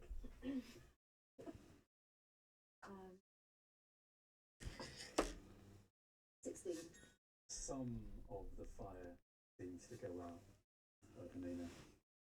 Look, I think we're all just adventurers trying to have a nice time, and I, for one, know there are hundreds in here who would kill for me. So if you want to sit down and have your drink, we can all have a good night. Focus on killing other things and not each other. How does that sound? Like I said before, Runt. You're not worth it. Bigger game out in the wilds. Don't need to tell you that though, do I? There's that tooth. Moves back.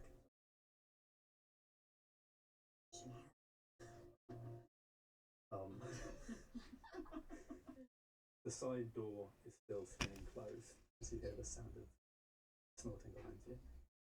Oh, over that one. Oh. Maybe you did. He thinks he did.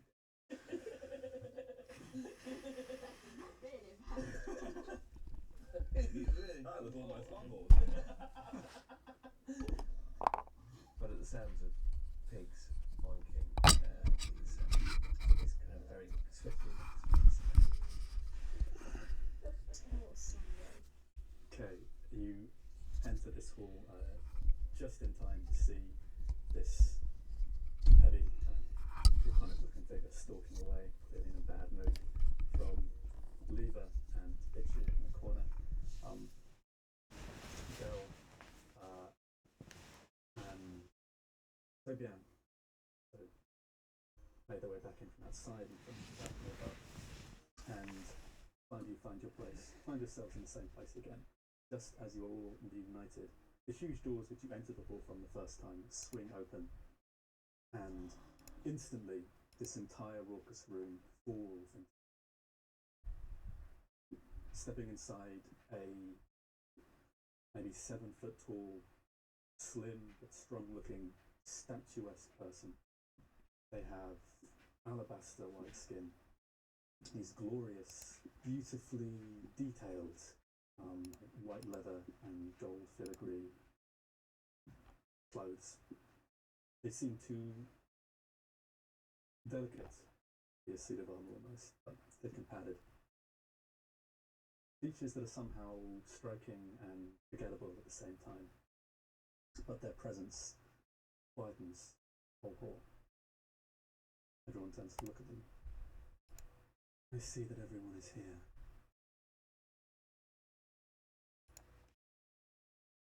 Thank you for coming. I'll be quick.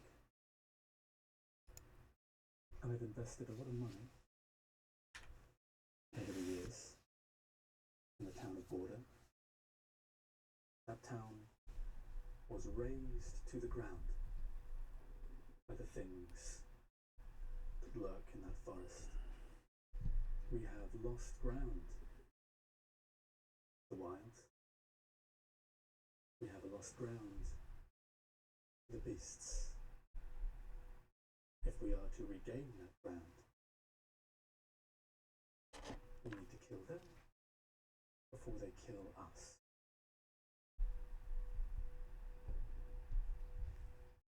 And that is why we're here. So, drink, eat, have a long rest, and in the morning, we hunt. Fuck ass. Fuck you. She turns and leaves. Is there any other business you would like to take care of before you go to sleep tonight? Oh, I eat so much food. So much food. You have yourself a different kind of special dinner. Yeah. Anybody else? I mean, I want to find out more about the person who just came in. But I think I'd wait just to see what I hear. As I've been weird. What other people say? Well, I'm gonna sit at this table and eat with these people, so we might hear your conversation about them. I think what I really want to do now is just sit down. So I think I'd probably see you sitting there, just come and join you. Just try and get rid of all the nerves and the trembling from my body from that previous experience. Oh, Waxmans! Come here! I've got a seat right here for you. Don't say the name too loudly. Oh, I mean, they've already all said it. I heard it from even outside. Itchy, anything you want to do? I think Itchy would just go sit with them and just like squeeze right in between. Sort of on. Oh, hey, Trade. Here, have some of this meat. It's like as big as his face. I hold up a glass. I'm like, to the journey ahead. And I hand it. So. Oh, for fuck's sakes. What am I trying to do? With a little cup of ale and take it to her room. if there are rooms, I don't know if that's more as like a B&B kind of situation, or we're talking. There is a Chill. Oh, pardon me. Yeah. for the communal guest house for the less experienced hunters, but everybody is currently in the hall, so it is empty. Okay, I'm gonna head out there and get a good bunk. I just sit and eat my food, but then I take my dishes and everything back, and then I'll head to sleep. Okay. And I'll probably join these guys. Oh, good. Some music. So, as Dell finishes the night alone before you feast and talk, the sun sets on this day, and eventually you all retire to sleep. We're moving on to the next morning. You have rested, you have fed again, you've gathered your gear, and along with the rest of the guests as well, you have made your way back out the gatehouse, across the lowered drawbridge, and to the edge of the woods. Oh no, that's not the one I Some want. of the gathered heroes and warriors you have met seem to be travelling together, some travelling alone. The draconic figure clocks you. Richard.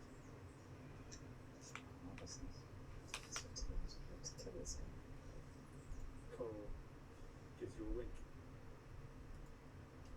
Lingers a bit with how long the eye is closed, and smiles. There are people glancing at you from time to time. You got the stink eye from that waiter again as you left.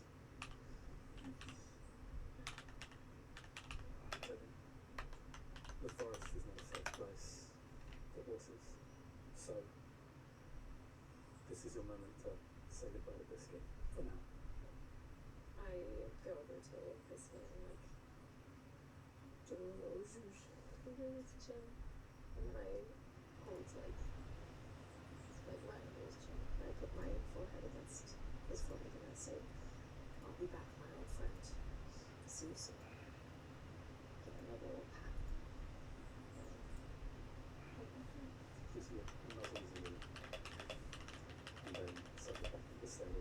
And so here you are in the fresh woods. The others are beginning to cross through the tree line now. Any last words? If you see that dragon thing, I'm sure it's horrible to you again. I'll fucking kill him. We'll all kill him. I think that's about right. I have all this knowledge. I'll have all this knowledge. It's so fun.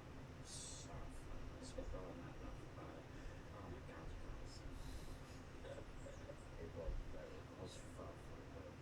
So I think that's all. Are there any flowers around the verge of fruit trees? I guess it's a perception check. 6. 24. Flowers! There, on immediate glance, there's nothing there, just foliage and the bush things that people call leaves. As you get closer, curling out from among the plants. It's the beginnings, the bud of jasmine. I'm going to take and listen to all of this like laughter, especially going to the picture is it's really smelling. I'm just going to let the joy of that infect me to take a deep breath into the wilderness. I'm going to take a deep breath out, and I'm going to cast Druid Breath, and like all the jasmine bits just open as I take the first step into the wilderness. You guys coming? Let's go. That was cool, wasn't it? The flowers, that's nice. That was pretty cool, wasn't it? Yeah. No, I thought it was really cool. Do you think that was coincidence or do you think it was magic? I'm fairly sure it was magic. You're thinking magic? It's not magic, coincidence. Could be. Could be, yeah. Well, don't necessarily know. Let's say that probably of the fog zone. The five of you cross over the threshold and begin to descend into the forest. Despite the fact the sun was bright in the sky as you left, it's only a few minutes of walking through the trees before the heavy coverage moves you into darker and darker territory. So the air is still here and the air is quiet. The only sounds you can really hear are the occasional break of twigs or the snap of branches. When you check to look, it seems to be just other hunters and warriors moving through the undergrowth. And then, a little ways in, you begin to feel a vibration beneath your feet. The thing you would hear if a herd of horses were going past, maybe. It gets heavier, heavier, and heavier. And now some of the lower lying foliage begins to rustle on its own. The wood of the trees begins to creak and groan under the weight of this thunderous movement. And then, breaking through the undergrowth in front of you, two young armoured people carrying swords and bows who you glanced to look at last night speed past you, followed by another. Following them, the young person you speak to, who grabs you by the shoulders briefly, says, "Slumber, you wanted to know what's happening at chair? Yeah, well, he's back. Run!" Run, everyone! The fight is on! Oh, God! Just a sign. Okay. Big and rumbly. And that is all for this inaugural episode of Purely Neutral Plays Dungeons and Dragons. We'll see you next week. Or You can see more if you go on the Patreon, patreon.com/NoRollsBar, because Chaotic Neutral Noah's Bar chair Patreon, and we've done an exclusive prologue episode that you can watch right bloody now. You sign up at the $10 tier on the Patreon, which gets you that episode, but also hours and hours and hours and hours and hours and hours and hours and hours of content. It is a good deal to get this. I would really appreciate if you go on there and join the Patreon, because we reach an arbitrary target on the Patreon. We can make another series of this. We'd really like to. We've had a lot of fun today, so please do that. Thank you for support.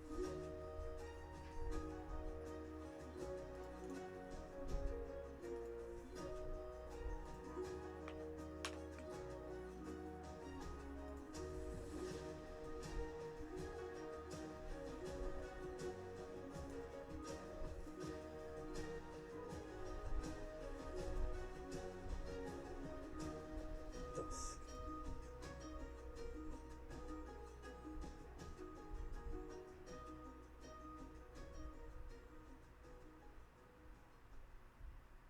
Welcome and hello back to Chaotic Neutral Plays Dungeons and Dragons. I'm Tom, I'll be your Dungeon Master for this series, and I'm joined by these wild Welcome things. And hello back. I'm Laurie, and I'm playing a merciless killer by the name of Urchot. Hello, I'm Holly, and I'll be playing Lever. Hello, I'm Blair, and I am playing Toby and Tufts. Hello, I'm Solomon, and I'm playing Slambo Wilkins. Hi, I'm Tilly and I'm playing Dell. Marsh Walker, if it's important. If you must know. If you have to. Laurie, say some stuff. Thank you, Tom. Nailed it! Absolutely smashed this. There's two host things really working out for us. If you're enjoying us playing Dungeons and Dragons on Chaotic Neutral, you can head over to our Patreon, patreon.com/NoRollsBard, and sign up at the $10 tier, where you can see an exclusive prologue episode that tells a bit more about how our party met, one of their past missions, and gives you a little bit more flavour into the world that we're telling our stories in.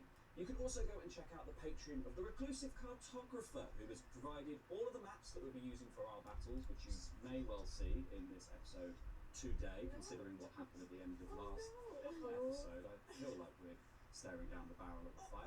We also have to thank Valkyrie RPG, who sent us these lovely dice and these dice trays that we're using on this. And we need to thank Mike Andrioli, who did all of the art for our characters that you'll have seen as we introduce them earlier in the episode. Back to you, Tom, in the studio. Table father, yeah. Back to table father. Last week, our heroes were summoned to the Hunter's Mark, a hunting lodge built on the edge of the untamed and unmapped wilderness. Some have made enemies, Some have made friends. Some have been remembered. And some forgotten. And as the great chair at the head of the banquet table sits empty, and unsettling pigs feed in the pens outside, Why did it smile at me? a statuesque figure informs the gathered hunters of the obliteration of the town of Border by wild beasts, and charges them with the task of slaying these monsters to keep civilization safe. And so, as the sun rises, our heroes plunge into the dark forest in pursuit of their quarry, only to feel the thunderous rumble of something pursuing them. There's an old cliche, of course, about hunters and hunted, but there are more urgent problems to deal with. What was that motorhead said about the roadway shaking? Maybe you are here to listen to me wax philosophical and quote 80s metal power trios as Chaotic Neutral plays Dungeons and Dragons.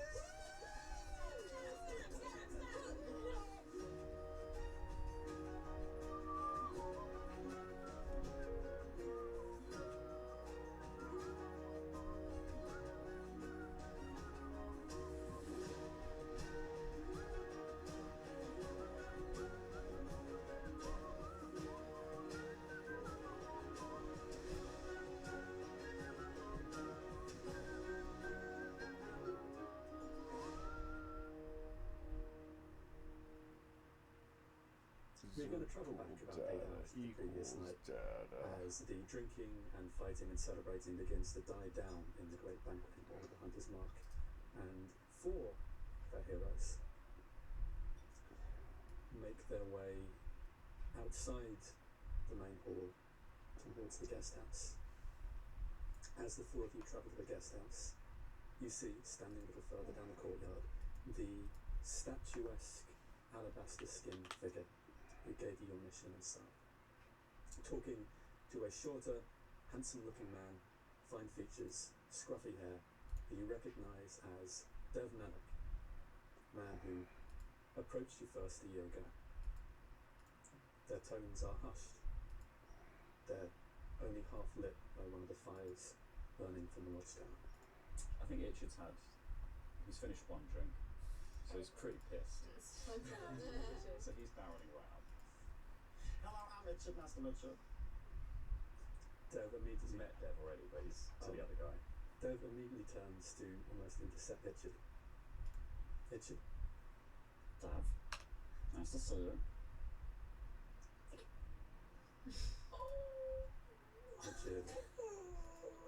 Richard, have you been drinking?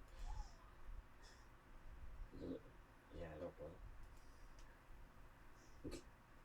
It's like we stop him. I think we should stop him, probably. Oh, hey, Richard, hey! I put an arm around him. I'm like, hey, bud, you doing all right? Okay. Nice time. Hi, Dev. Dev, it's great to see you. How are you doing, old chap? I'm harsh in my vibe. It's good to see you all looking so healthy. Are you ready? Oh, yeah. We're ready for anything, right? Are you guys? Yeah. Yep. We're always ready, Dev. I'm literally not here, I'm sorry, I can't help you. Yeah, Del retired early. Oh, yeah. I'm asleep, mate. You're asleep. Is that how you sleep? Yeah, we just cut to Del's We story. never sleep. We never get any sleep. Oh, no. So is that alright? Well, I would suggest you go to bed and get some sleep. Tomorrow is going to be a very long day. Alright. Nice. And he gestures towards the guest house.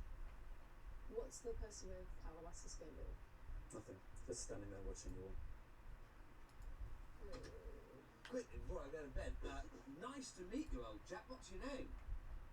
I'm Slammer. Slammer, do you not remember Dev? No, I'm talking to the other bloke. Oh, I'm so sorry. This tall figure holds out a hand and grasps yours. and for the brief moment this strong grip clasps your hand, you feel, there's no better word for it, good. Oh, good handshake. That's a good hand. Everyone should get a bit of this. This is that. Hello, Alexa. How's the middle? At this point, Dev says, we really were in the middle of something, so... I go and shake Richard's hand. Right, let's go to bed, everyone. One doesn't go. We need to go, I suppose. Night, night. Have a good sleep. As you make your way back to the guest house, could I get a perception check from the group, please? Listen now. I've got some stuff coming up for you, don't worry. Roll to snore. That is a humble 3. Wow, that is. Since day you'd be so humble at this table. 14. 18. 16. I would say all three of you, aside from Sambo, who's lively enjoying his own thoughts. Just looking at his handwork. Just catch a few words from Dev. I sent the doctor on ahead. Ooh. Okay. To mention the doctor, the ferryman mentioned the doctor yesterday. He said he was sad that the doctor couldn't come with us, or that the doctor hadn't been able to come tonight, or something. Oh, yeah. And as the four of you make your way to the guest house, someone, of course, is already sound asleep there. Would you like to roll this? Yeah. What's that when we make that? That's going to be a... I've had to do a lot of strange rolls over the years, but roll the snore. Let's say Constitution check. Yeah, okay. So successfully maybe snore and like not wake myself up with my snore? Yeah. Okay. I have woken up. What do you roll? A 3. As Del sleeps, her mind drifts to dreams, and you find yourself stumbling through a burning camp. The smell of ash, the tang of blood, the clash of metal screams in the air. You look around at the fallen forms of several hulking green-grey figures as a group in strange costumes make their way across the grounds, cutting down everything they come across. And as you look up into the sky, concealed by the smoke of the flame and the night clouds, a towering green-grey figure with one eye. Its gaze lowers down to you, and it utters one word you've heard many times before.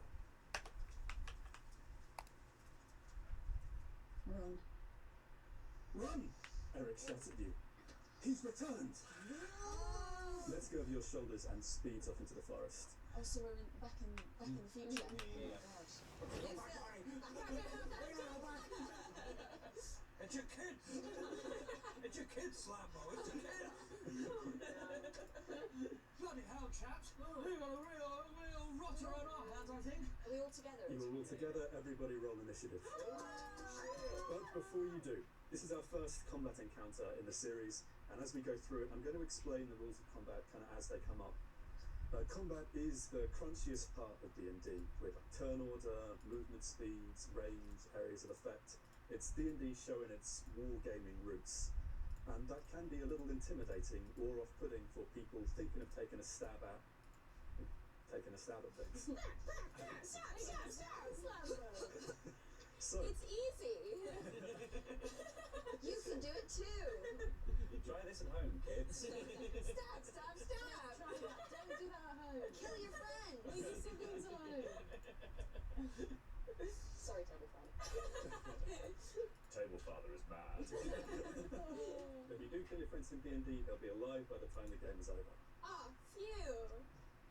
So, a word on that, for any DMs out there, aspiring or otherwise, and I feel comfortable saying this because these are words I need to listen to as well, don't worry about getting every single rule in every single D&D rulebook perfect, or feel that you can't run a game until you've learnt them all by rote. Been playing D&D for years and I still get things wrong. Don't worry about being perfectly prepared, it is okay to make mistakes. So get to experiment a little. We might be experimenting with some of the encounters in this series, and some things might work, some things might not. the end of the day, D&D is about playing a game with your friends and telling stories. And what was it Motorhead said? Ah, yes. It's time to play the game. We'll be doing a common encounters with maps and minis. So to go alongside this wonderful map made by the reclusive cartographer, we have some wonderful minis painted by our very own Ben. Good job, Ben! Yes, Ben. Richard. Yeah, look at him. So cute. Oh, I love him. Yeah, he's not holding a Lucasade though. He probably needs after his one drink last night. I love the grass. Oh, I love the grass, but she's also got, what I really like about this is Ben's painted like the little flecks of the jasmine on the top of her quarterstaff. I love it. So good. Tobia. Look at my fluffy guy. Oh, he's so cute and terrifying. The inconspicuous Slambo. Nobody noticed a thing. He's gonna fucking skull He's mask got a big a red skull robe. mask. I'm pottering around, having a lovely time. What cult are you in? I'm not in a cult. I'm just a lovely bloke who carries around bottles of blood. And the actually inconspicuous and hopefully unnoticed Del. Here she is. There she is. She's cool. Good job, Ben. Good job, Ben, on the miniatures. Thank you so much to the Reclusive Cartographer for providing us with access to the maps from their Patreon. If you want to get maps for your own D&D sessions, go follow them on Patreon. They do monthly map packs with new things you can try. There's some really good There's really good stuff on there. That's incredible. Yeah. And they run campaigns for their patrons and stuff like that. It's such a cool way to like get ideas for different battles as well. Like if you're getting new things monthly, I think that's you can awesome. just come up with stuff to go with that. Yeah, they've just done a huge like mechanical dragon airship Oh fuck pack. yeah. That was really cool. Awesome. It's very VG3. Okay. The first thing to do in any combat encounter is to roll initiative. This is going to determine who goes in what order. So, every character has an initiative modifier, which is mostly based on their dexterity score, and that's what we're going to do now and determine where we start. Oh god. What if it was a hologram? Wow! Computer enhanced. Yeah, season 2 is like Iron Man. Yeah. Laura. Okay. I rolled a 1. I got +2, so that's 3. Turns out I think Itchard's turned up and he's like wearing these goggles in the middle of the day over his eyes. And he's just like, Oh, Richard. One blood. Never again after the last one blood. Oh, Richard. idiots. Leave it. Guess what? It is better. I got 2, but I have +1. Yes! Oh, wow. Oh, I'm gonna die. TPK. Okay, I have threatened these dice before we started the game. That's so I have threatened them with changing them out with other dice if they're not kind to me today. She's serious about it. So they know. There you go. But we love you, Buckley. Thank you for these really cool dice. Okay, that's great. 15, but I've got +4, so 19. You can stay. You can stay. Yeah, I'm a rogue. Rogue, baby. Go fast. Yeah. That's a 9 plus 2 is a. Not too bad. Alright. Alright. Have that. Oh. Oh, it is A2. Oh, +3. 5. You know what? Not bad. In the grand scheme of things, welcome to the class. That's tasty. I don't really feel like talking in circles with this for fucking 6 hours. Just sitting there like this. As you all have a bit of a head start, you are all going to get the break this down. one free round to do something for the opponents in the encounter act. So, if you could please start. Break this down into at smaller this side, bite-sized chunks. and then all place your characters where they can start. Are we starting them all on like on Yes. this line? So this will Book. essentially be your first 5 feet of movement. Cover that in a sec. So anywhere across here will do. I'll go next to Where do you want to go, I Richard? want to go towards the hill, I think. This way? So this is currently up a ridge that you will need to make a check to climb. So Oh, you need to Okay, go. so I'll be on the lower part of the path then. Am I on the ridge? You're just below. I'm just below it. Of the sprint. And scrambling through the undergrowth, you do spot off in the distance the faint glow of some kind of firelight. Going up first, Tobian. So on your turn, This is going to take a lot more work than I thought. That's why I called it splitting the atom. Maybe not that complicated, but it is going to be a pain in the ass. I'm going to have to go back and line by line adjust the code, teach it what the code is doing again. You can take one main action. You can take a bonus action if you have the ability which allows you to take a bonus action. And you can also do something small and additional. Well, thanks for watching, and if you have any suggestions, make sure you make a clip and leave it in the title so I can see it before next stream. And what was the other thing I was thinking of? And let me know if ChatGPT 4 would be better at answering these questions. Less dumb, thick, less thick. All right. Thanks for tuning in.